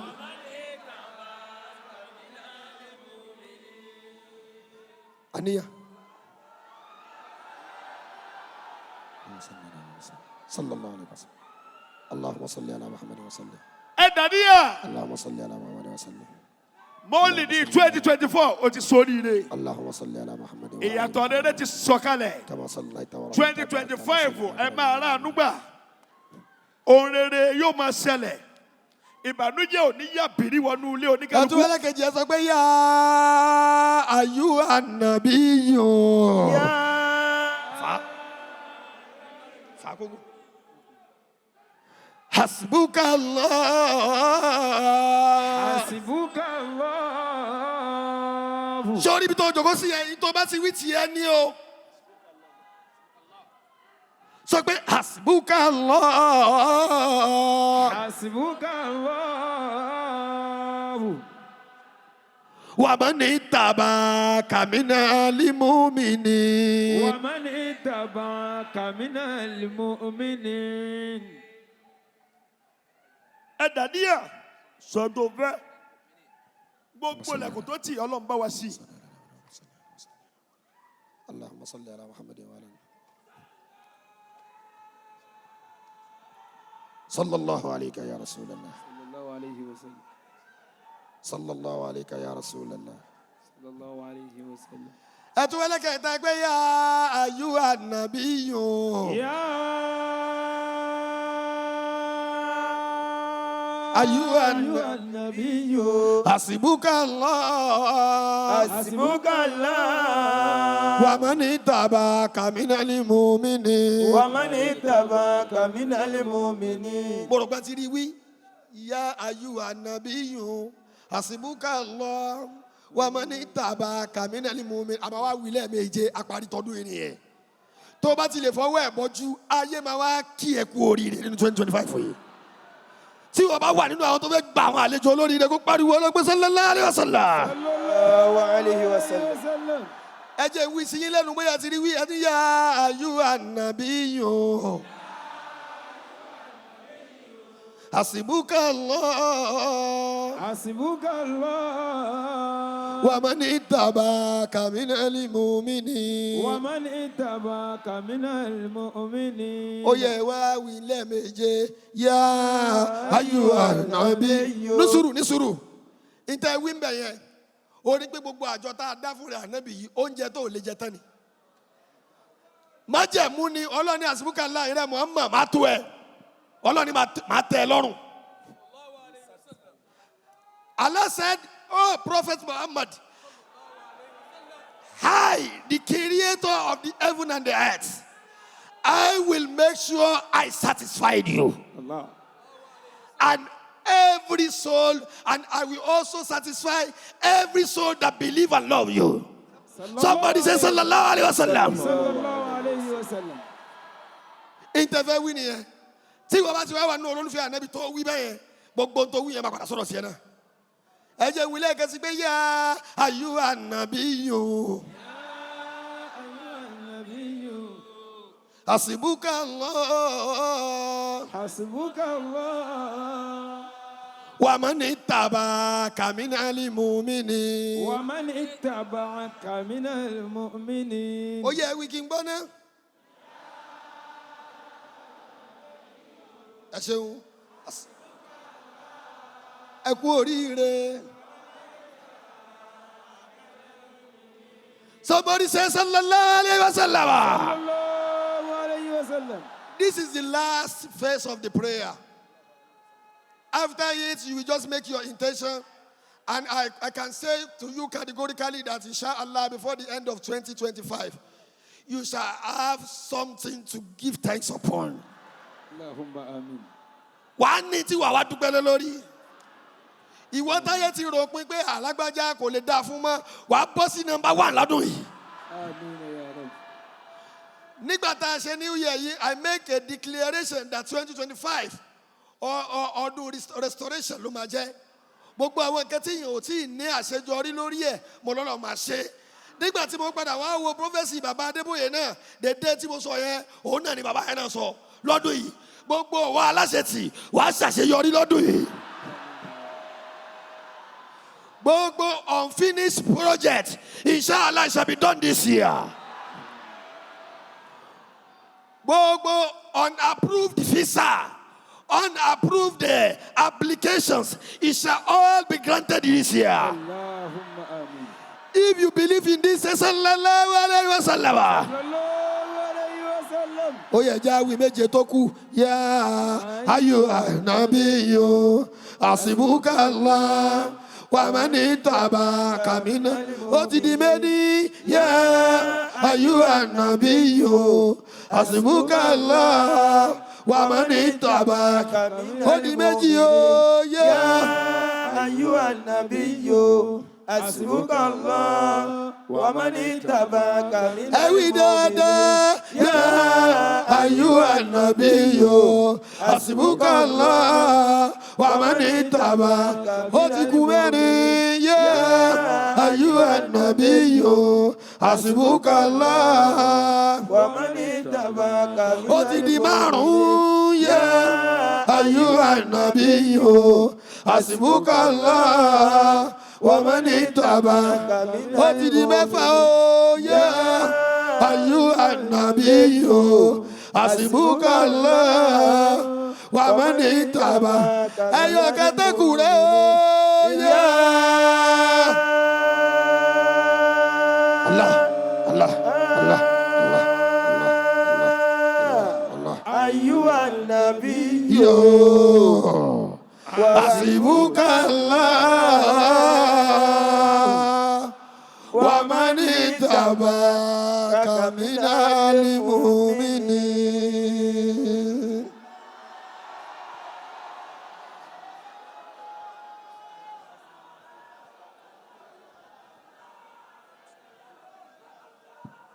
صل وسلم وبارك على سيدنا مولانا محمد وعلى اله وصحبه على سيدنا محمد في العالمين انك حميد مجيد.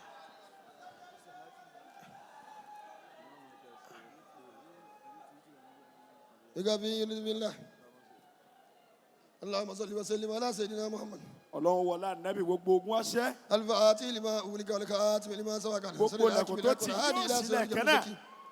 ولا لي كقدر كدار لافي. Gbogbo ibi tó lé máa rọ̀. صلاة تهيج بها أرواحنا Àwọn ilẹ̀kùn tó dí máa ṣí. في دائرة إحاطتك التي أحاط بها جميع أهل محبتك ومودتك A ó sinmi lára àwọn ọmọ wa. الذين آمنتهم من الصليب Wọn à ní rùkú wọlé. والسلك À ní rùkú jáde. والمسك Àìsàn ó lọ. واللاني Ìgbésí ayé burúkú والطريد kò ní dọ́dọ̀ wa. والاستدراج Àánú adé. كما آمنت الذين لا خوف عليهم ولا هم يحزنون. À ní bára yìí fọwọ́ يا tì. الله Àánú adé. يا حفيظ Ìrọ̀rùn adé. يا ميت Ìbùkún adé. ألا إن أولياء الله Májẹ̀mú Olúwa ni. لا خوف عليهم ولا هم يحزنون. الفاتحة.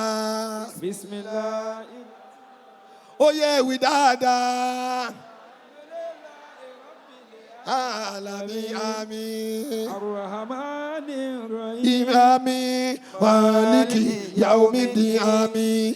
Iyyaka na'budu wa iyyaka nasta'in. Àmín Ọlọ́run Sufi. Ihdina siratal mustaqim. Àmín. صراط الذين أنعمت عليهم غير المغضوب عليهم ولا الضالين. اللهم صل على سيدنا محمد الفاتح لما وغلق والقاتم لما سبق ناصر الحق بالحق والهادي إلى صراطك المستقيم وعلى آله حق قدره ومقداره العظيم. اللهم صل وسلم على سيدنا محمد gbogbo wa la débi sọlá ọlọ́run ọba tó abibu bí ẹ yẹlí ìbàdàtà wàlé asana ó yẹ ẹjẹ agbóhùn sókè wí wàtúndà kí bíyà ọlọ́run kọ́lí bí jẹ́mi zuluma ó yẹ wí dáadáa wá tẹ̀rẹ̀ amúnibíyà fìlì ayé ọlọ́run wa wà fìlì màmá tìyà. rọ́bàlẹ̀ àlà Subhana rabbika rabbil izzati amma. Ẹ̀rọ owó yín kò gbóná kò gbóná. wàsálà Ẹ̀rọ owó yẹn kò gbóná. Sẹ̀lìnà wà ní àmúdùlélà. Rabbil alamin. Ẹ fi mọ́jú. Ẹ fi mọ́jú. Wá kí ẹni tó jòkó tiẹ̀ pé congratulations. A kú oríire òní. Ṣáṣe mọ́lùdí àbáṣe bàbá kún fàyà kún àṣe mọ́lùdí àbáṣe bàbá ẹ kú oríire ẹ kú oríire ẹ kú oríire ẹ kú oríire o ṣeun Àlàmíní ẹ kú oríire ẹ kú oríire ẹ kú oríire ẹ kú oríire ẹlẹ́dàá mi ẹja dùn mí táwa ẹja dùn mí táwa. ẹlẹ́dàá mi ẹlẹ́dàá mi gbogbo lílọ bíbọ̀ mi lójoojúmọ́ àdúrà tòru ọ̀sán tó òwúrọ̀ ẹlẹ́nu ọpẹ́ wí óyá ẹlẹ́dàá mi óyá gbogbo lílọ bíbọ̀ mi lójoojúmọ́ àdúrà tòru ọ̀sán tó òwúrọ̀ ẹlẹ́nu ọpẹ́.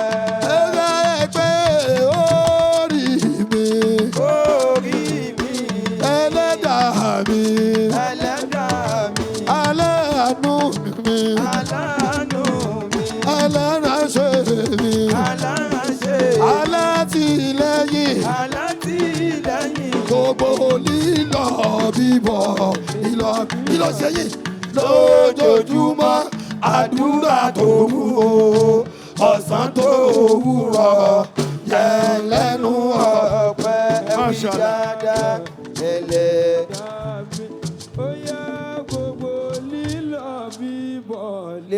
bíbọ̀ mi lójoojúmọ́ àdúrà tòru ọ̀sán tó òwúrọ̀ jẹ́ lẹ́nu ọpẹ́. Ẹ tún sọ pé orí mi ẹlẹ́dàá mi. Gbọ́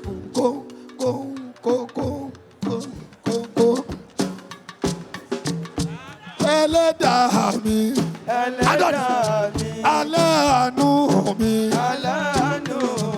Aláránṣẹ́ mi. Gbogbo lílọ bíbọ̀ mi lójoojúmọ́ àdúrà tòru ọ̀sán tó òwúrọ̀.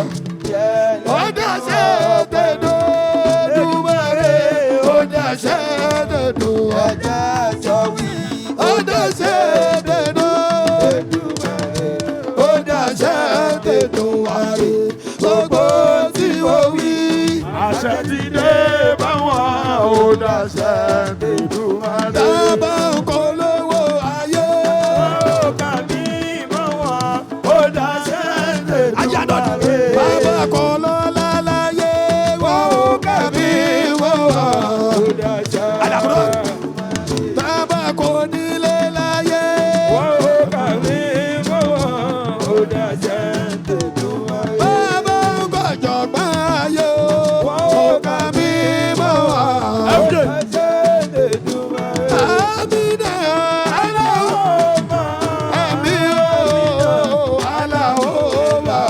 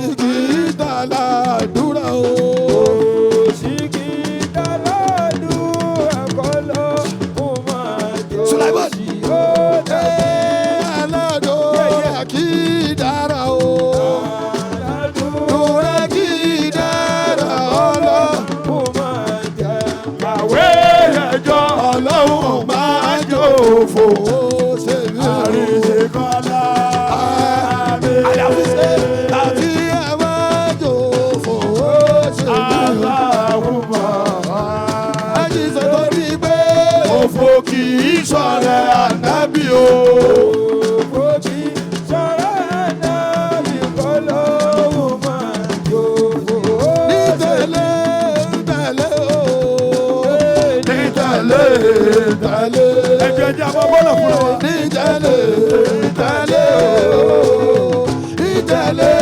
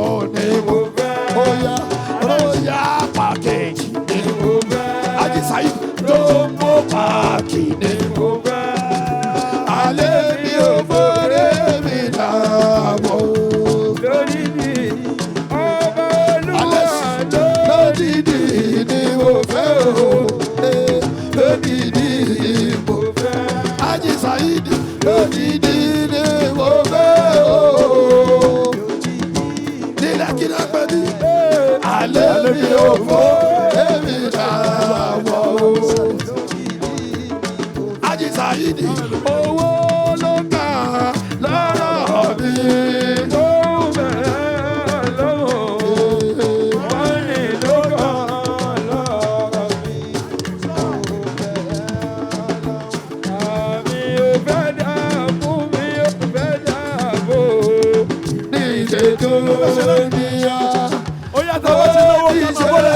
Wàhálà tó wáṣẹ́ mi lọ́wọ́ dálánù dìde. Aláwùlẹ̀tì aláàánú aláwùlẹ̀tì lálẹ́ ṣe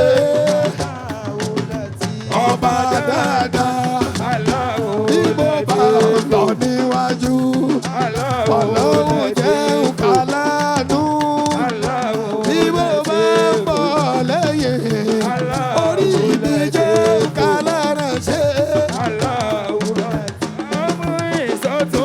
Olúwa jẹ́ òkàlánú tí mo bá tún rí sósì. Ẹlẹ́dàá mi jẹ́ òkàlánú tí mo bá rìn nílẹ̀. Olúwa jẹ́ òkàlánú lọ́jọ́ tí mo bá ń fò lókè. Ẹlẹ́dàá mi jẹ́ òkàlánú. Ó yá ẹ̀wì dáadáa.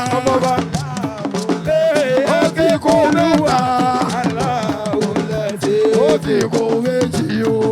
Ọmọba. Ẹyọ kẹtọkùnrin aláwùlẹ̀ dẹ́bò. Láìláìlàlà o. Aláwùlẹ̀ dẹ́bò. Láìláìlà. Ọlọ́run máa ṣe bò. Òun máa sọ̀rọ̀ bí Ọlọ́run máa ṣe bò.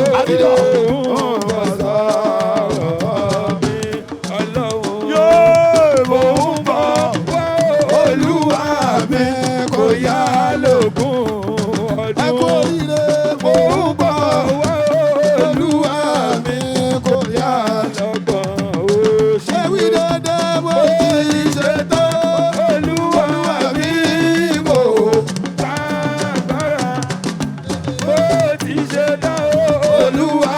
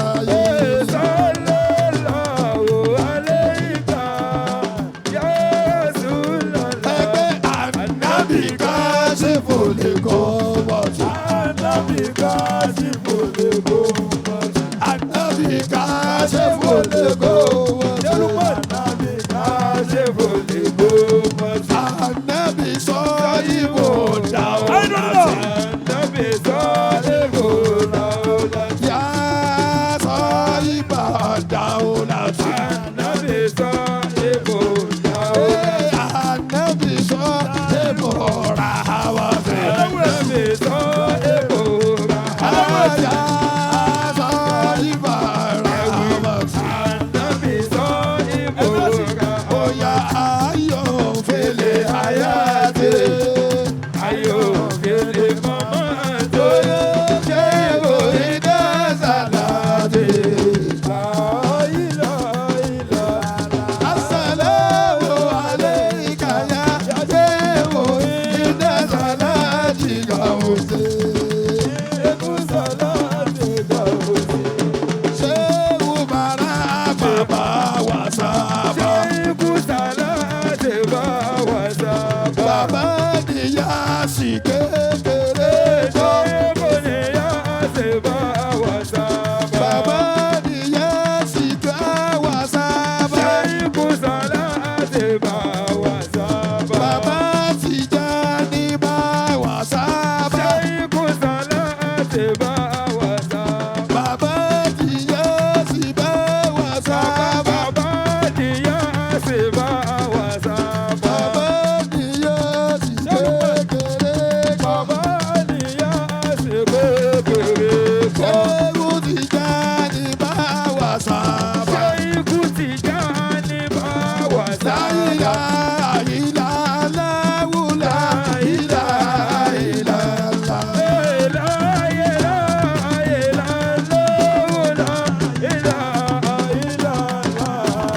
La ilaha illallah, la ilaha illallah. Ajakele. La ilaha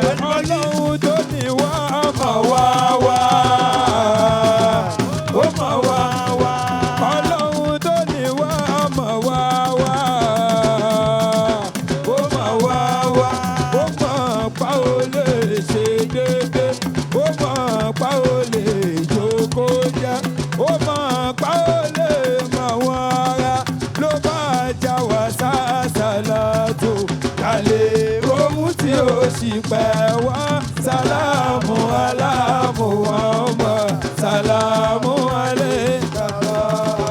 Òkúrú kò ga kò sanra aṣáájú ẹ̀dá òtírí ìròyìn ẹ̀dá Muhammad ó pọ̀ jù tẹ́nìkan lè sọ sálámù aláàmù ọmọ sálámù alékàlá. Ẹgbẹ́ oníṣẹ́ ńlá gbọ̀wọ́ mi. Ànábì gbọ́wọ́ mi. Ó yá ẹ̀dáwọ́. Bàbá fẹ́ẹ́sì máa gbọ̀wọ́ mi. Ànábì gbọ́wọ́ mi. Ṣé ẹni ó máa gbọ̀wọ́ rẹ̀ ni ó là níwájú Olúwa? Àbí a máa gbọ̀já gbọ̀rọ̀gbọ̀rọ̀ oníṣẹ́ ńlá. Àbí a máa bọ̀já gbọ̀rọ̀. Haji Usama. Baba Usama. Ẹgbẹ́ àbí a máa gbọ̀já gbọ̀rọ̀gbọ̀rọ̀. Lísàbí. Àbí a máa bọ̀já gbọ̀rọ̀.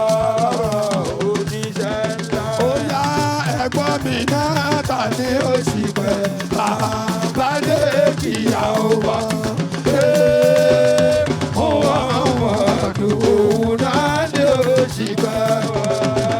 Ẹ̀gbọ́n mi náà tàbí ó bẹ̀bẹ̀ tàbádé kíyàwó mọ̀ ó. Àdéhùn Muhammadu. Òun náà ni ó sì pẹ́. Wọ́n ní Musa Isa ẹ̀wá sí pẹ́ tàbádé kíyàwó mọ̀. Àdéhùn Muhammadu. Òun náà ni ó sì pẹ́. Ìbúra ìwà ẹ̀wá sí pẹ́ tàbádé kíyàwó mọ̀.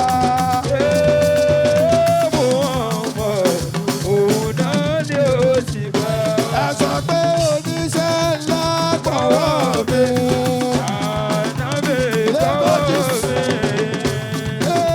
Wá gbọ̀wọ́ mi. Olódélé kù sí gbọ̀wọ́ mi. Olórí onírú gbọ̀wọ́ mi. Wọ́n náà wọ́ ẹni ó máa gbọ̀wọ́ rẹ̀ ní ọ̀la níwájú Olúwa. Àbíyamọ kọjá gbọ̀rọ̀gbọ̀rọ̀. Oníṣẹ́ ńlá àbíyamọ. Ẹ̀yà àbíyamọ kọjá gbọ̀rọ̀gbọ̀rọ̀. Oníṣẹ́ ńlá àbíyamọ bọ́jà gbọ̀rọ̀gbọ̀. Àlìhùdà tí mo wà, ẹ wo ibi tó gbé mi dé. Àlìhùdà tí mo wà o. Ẹ wo bí tó gbé mi dé. Ẹ wo ibi tó gbé mi dé. Ẹ wà níyàn mi. Ẹ wo bí tó gbé mi dé. Ẹ wà níyàn mi. Yẹ́sẹ̀ rí Àlìhùdà tí mo ìyàwó wà. sẹ́rí fàdí. Ẹ wo bí tó gbé mi dé. Àlìhùdà tí wọ́n wà. Níbo ló gbé wa dé? Àlìhùdà tí wọ́n wà o. Níbo kan ló gbé wa dé? Níbo ló gbé wa dé? Wà níyàn rẹ̀. Níbo ló gbé wa dé? Wà níyàn rẹ̀ o. Àlìhùdà tí mo wà. Níbo kan ló gbé wa dé? Ẹgbẹ́ Ọlọ́run má jẹ́ ṣòfò. Gbogbo Òfò náà má ṣe mí. àmín, Ọlọ́run má jẹ́ jìyà. àmín, Ìyà náà má jẹ mí. àmín. Ọlọ́run má jẹ́ pààyàn o. Ayọ̀ o. Kéye náà má gbà mí o. Bọ̀dà orúkọ rẹ̀ méjèèjì. Káyọ̀ yá. Ayọ̀ Ó yá ẹ pé Ọlọ́run má jẹ́ jábọ́. Ọlọ́run máa bàjẹ́ ìjábọ̀. Má má jẹ́ jábọ́. Ọlọ́run máa Kẹ́kẹ́ bàjẹ́ ìjábọ̀. Ọlọ́run ló fà mí gòkè o. Ọlọ́run máa bàjẹ́ ìjábọ̀. Ẹ pé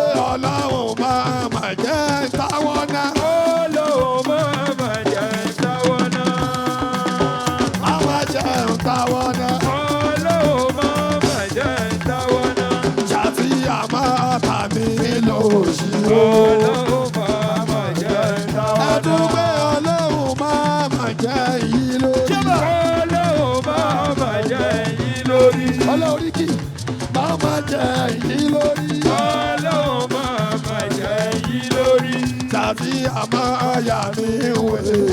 Ọlọ́run máa ma jẹ́ yín lórí. Àríṣe kọ́lá ọlọ́run máa mà jẹ́ àkànjú kú. Ọlọ́run máa ma jẹ́ kánjú kú. Kúwọ́lá máa mà jẹ́ àkànjú kú. Ọlọ́run máa ma jẹ́ kánjú kú. Tàbí àkóòdà wọn alàgbà o. Ọlọ́run máa ma Ó jẹ́ yẹ ìdíra yín mú pé ọlọ́run máa mà jẹ́ túká. Ọlọ́run máa ẹ̀díra yín mú. túká. Ìyá ni tó wà lẹ́gbẹ̀ẹ́ rẹ̀ fún ìsàbọ̀ lọ́rẹ̀.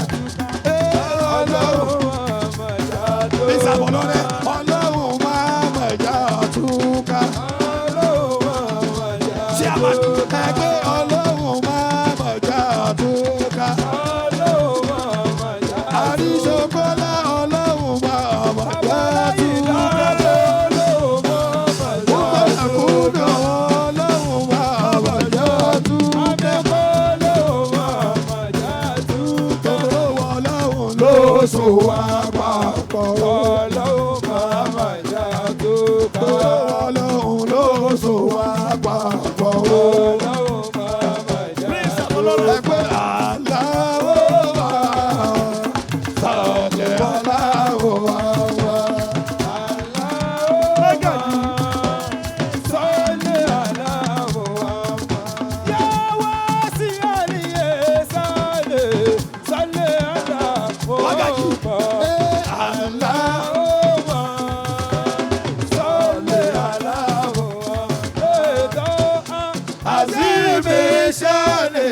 Àtọ́yìnrere mo máa ń jáde. Allahumma àmì sọ́lé ya Rasulallah. Ẹ̀yọ̀ fún oníṣẹ́ ńlá.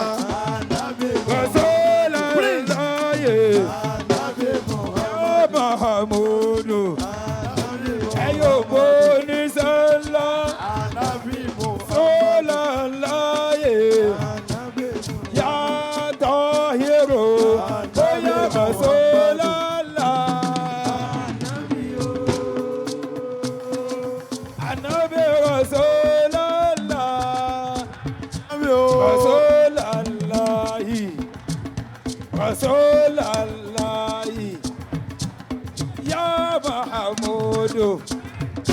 Rosulullah, Rosulullah.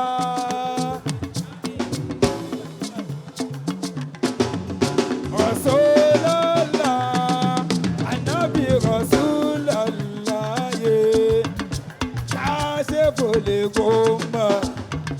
Rosulullah, Rosulullah, Anabi Rosulullah, ya Rosulullah. Oh ya Alihuda Ziwowa. Alihuda Ziwowa. Awo obi tó gbé mi dé wà níyàn mi. Honorable. Ẹ̀wọ̀ obi tó gbé mi dé wà níyàn mi o. Alihuda tí mo wà. Ẹ̀wọ̀ obi tó gbé. Bóyá ẹ̀wọ̀ obi orí gbé mi dé o.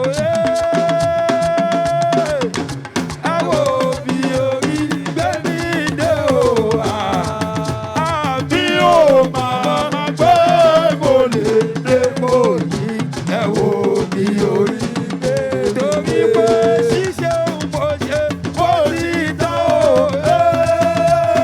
Àyìnlá ṣíṣe ń bọ̀ ṣe bó ti tán o.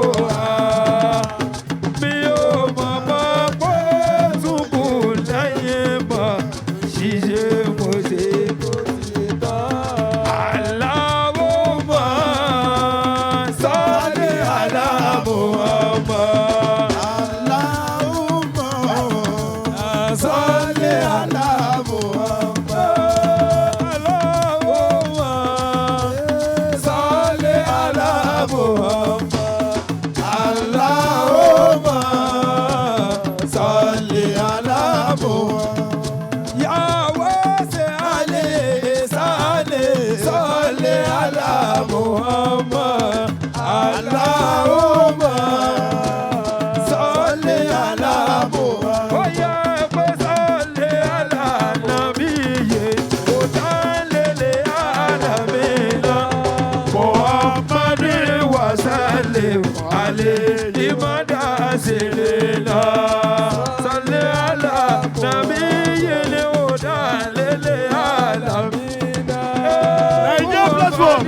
وسلم عليه مدى سنينا gbogbo ìgbà ló dùn mí lọ́kàn wọ́n bá tí ò bá láyé gbogbo ìgbà ló dùn mí lọ́kàn ànábì tí ò bá láyé ìbádọ́gún ìbádọ́gbọ̀n lórí ànábì mò wá sọ́lé àlà nàbí yèlé ó dá nílé àlàmì náà muhammadu wasale alẹ́ òde ló ní mọ́lẹ̀ o òde ló ní mọ́lẹ̀ o òde ló ní mọ́lẹ̀ o òde ló ní mọ́lẹ̀ gbogbo ayé ló wà lókùnkùn òde ló ní mọ́lẹ̀ tún sọ pé ibi yá mú wọn mọ̀ o ibi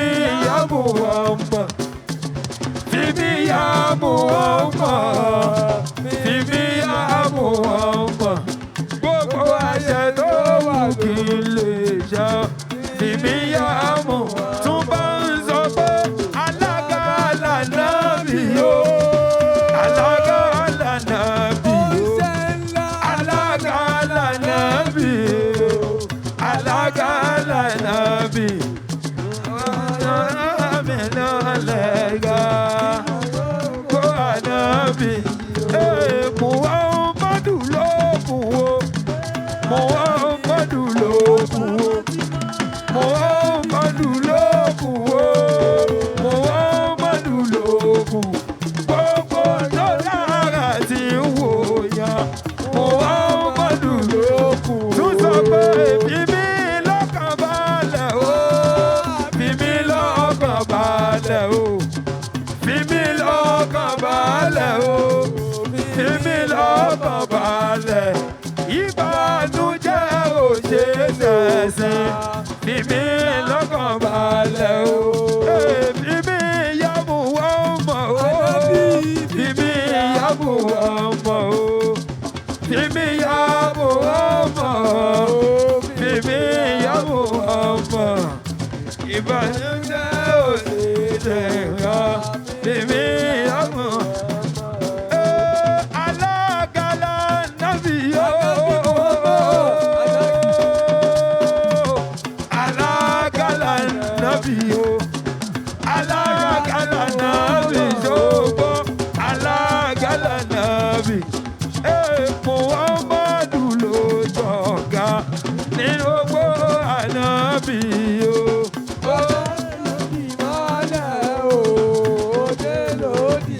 ẹ̀wì dáadáa.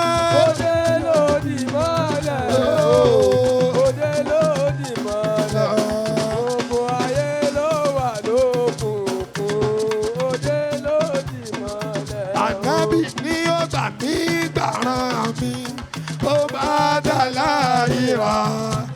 Bí ni ó gbà mí gbàràn mi. Tó bá dọ̀la ànábì ni ó gbà mí gbà bàbá mi tó bá dọ̀la kíá. Ànábì ni ó gbà mí gbàràn mi tó bá dà ṣògbọ́ pé ànábì ni ó gbà mí gbà màmá mi tó bá dọ̀la kíá. Ànábì ni ó gbà mí gbàjọ́ mi. Torí wípé abiyamọ kọjá gbọ̀rọ̀gbọ̀rọ̀ lóníṣẹ́ ńlá abiyamọ. àníṣe abiyamọ kọjá gbọ̀rọ̀gbọ̀rọ̀ lóníṣẹ́ ńlá. Abiyamọ kọjá gbọ̀rọ̀gbọ̀rọ̀ Kódà onísàlábí alákìdá ànábìsà lọ́gá gbogbo wa. Muhammadu lọ́lọ́run fi ṣàánú. Tìjàníyà tó ń ṣe àìlàlà ànábìsà lọ́gá gbogbo wa. Muhammadu lọ́lọ́run fi Kọ̀dìríyà tó ń kọ́wọ́ sílẹ̀ ànábìsà lọ́gá gbogbo wa. Muhammadu lọ́lọ́run fi ṣàánú. Kọ̀dìríyà tó ń lu bàndírè ànábìsà lọ́gá gbogbo wa. Muhammadu lọ́lọ́run fi ṣàánú. Ẹ má ṣe jáwọ́ yàwá lọ́tọ̀ọ̀tọ̀ ànábìsà lọ́gá gbogbo wa. Muhammadu lọ́lọ́run fi ṣàánú. Ẹ má ṣe jáwọ́ yàwá lọ́tọ̀ọ̀tọ̀ ànábìsà lọ́gá wa o. Muhammadu lọ́lọ́run fi ṣàánú. A má ṣe jáwọ́ yàwá lọ́tọ̀ọ̀tọ̀ ànábìsà lọ́gá gbogbo wa. Muhammadu lọ́lọ́run fi ṣàánú. Àní a má ṣe jáwọ́ yàwá lọ́tọ̀ọ̀tọ̀ ànábìsà lọ́gá wa. Muhammadu Lọ́lọ́run fi ṣàánú. a má ṣe jáwọ́ yàwá lọ́tọ̀ọ̀tọ̀ ànábìsà lọ́gá gbogbo wa. Muhammadu lọ́lọ́run. Ó yá sàlámù alá Muhammad, sàlámù alayka tọ́. Àsàlátù òkè tí ọ̀nà mi. Ẹ pé sàlámù alá Muhammad, sàlámù alayka tọ́.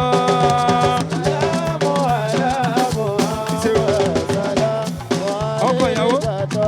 Assalamu ala Muhammad, salamu alayka tọ́. Salamu alayka ya rahmatan lil alamin.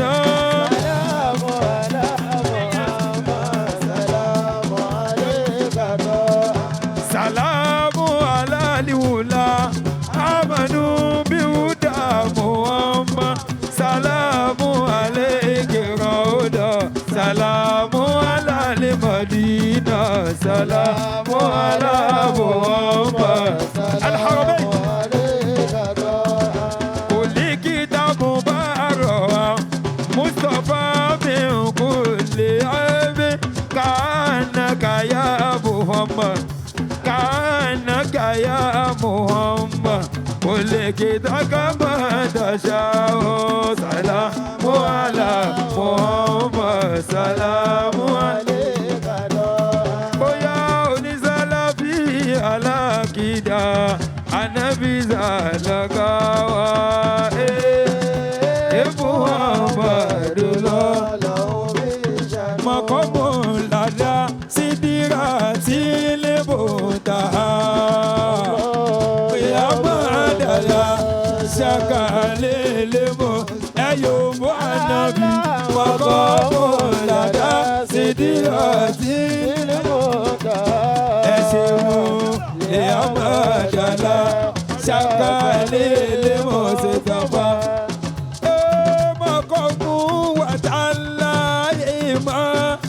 Selo fao aileye shadidul quwa ay kalamala o musa ala sharif mina turi yawman nida fa inna nabiyya abali qasimi Habibu Isa láti fa ọkọ̀ ẹ yóò mú ànábì mọ̀kọ́ mọ́. سدرات المنتهى أوي لأحمد على شكل المصطفى وإن كان موسى سقاكم عيونا من الماء ضرب الأصاب فبك في أحمد قد فجرتي عيونا من الماء يوم النبي بابا شكو سدراتي المنتهى أوي دادا لأحمد على شكل المصطفى مقام لدى سدراتي المنتهى Honorable Extras. لأحمد على شكل المصطفى Lexus. مقام وتا لا إمام مثله فهو إليه سديد القيوم والنبي مقام لدى سدرات المنتهى لأحمد لا شك صل وسلم يا إلهي على رسول المصطفى صل وسلم يا إلهي على رسول المصطفى صل وسلم يا إلهي على رسول المصطفى صل وسلم يا إلهي على رسول المصطفى وسلم يا إلهي على رسول المصطفى سلام عليك يا حبيبي نور الله مصطفى سلام عليك يا ملاذي يا محبوب الأولياء صل وسلم يا إلهي على رسول المصطفى أتيت بخير للأنام أنت لخير مصطفى قديمك فاز سيد الكونين إمام الأصفياء صل وسلم يا إلهي على رسول المصطفى أتيت بخير للأنام أنت لخير مصطفى قديمك فاز سيد الكونين إمام الأصفياء صل وسلم يا إلهي على رسول المصطفى يحبك قلبي دائما هواك به مصطفى متى لقاك يا مرادي سيف الله يا صل وسلم يا إلهي على رسول المصطفى سبحان الله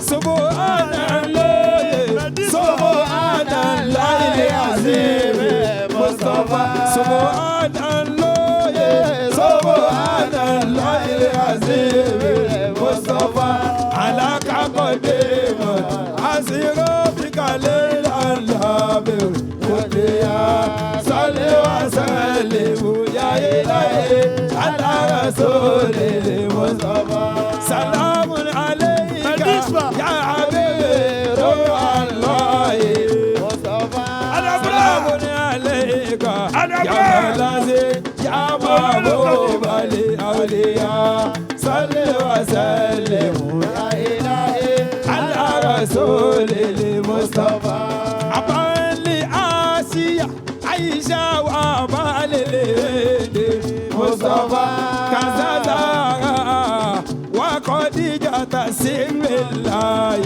أمي عائشة صل وسلم يا إلهي على رسول المصطفى وموز وكفوت مدي أن يترون الجود مصطفى وموز وكفوت مدي أن يترون الجود مصطفى كأني كنز ilahi ibi ayé salli wa sallim ya ilahi ala rasuli Mustafa salatullahi wa salamullahi alayka salatullahi wa salamullahi alayka Mustafa ma'al ashabi summa ali kul liberi atkiya salli wa sallim ya ilahi ala rasuli Mustafa salli wa sallim ya ilahi ala rasuli Mustafa salli wa sallim ya ilahi ala rasuli Mustafa Muhammadur Rasulullah. Yorùbá ànábì kí ni bàbá aláìlá ó dùn dáadáa ni.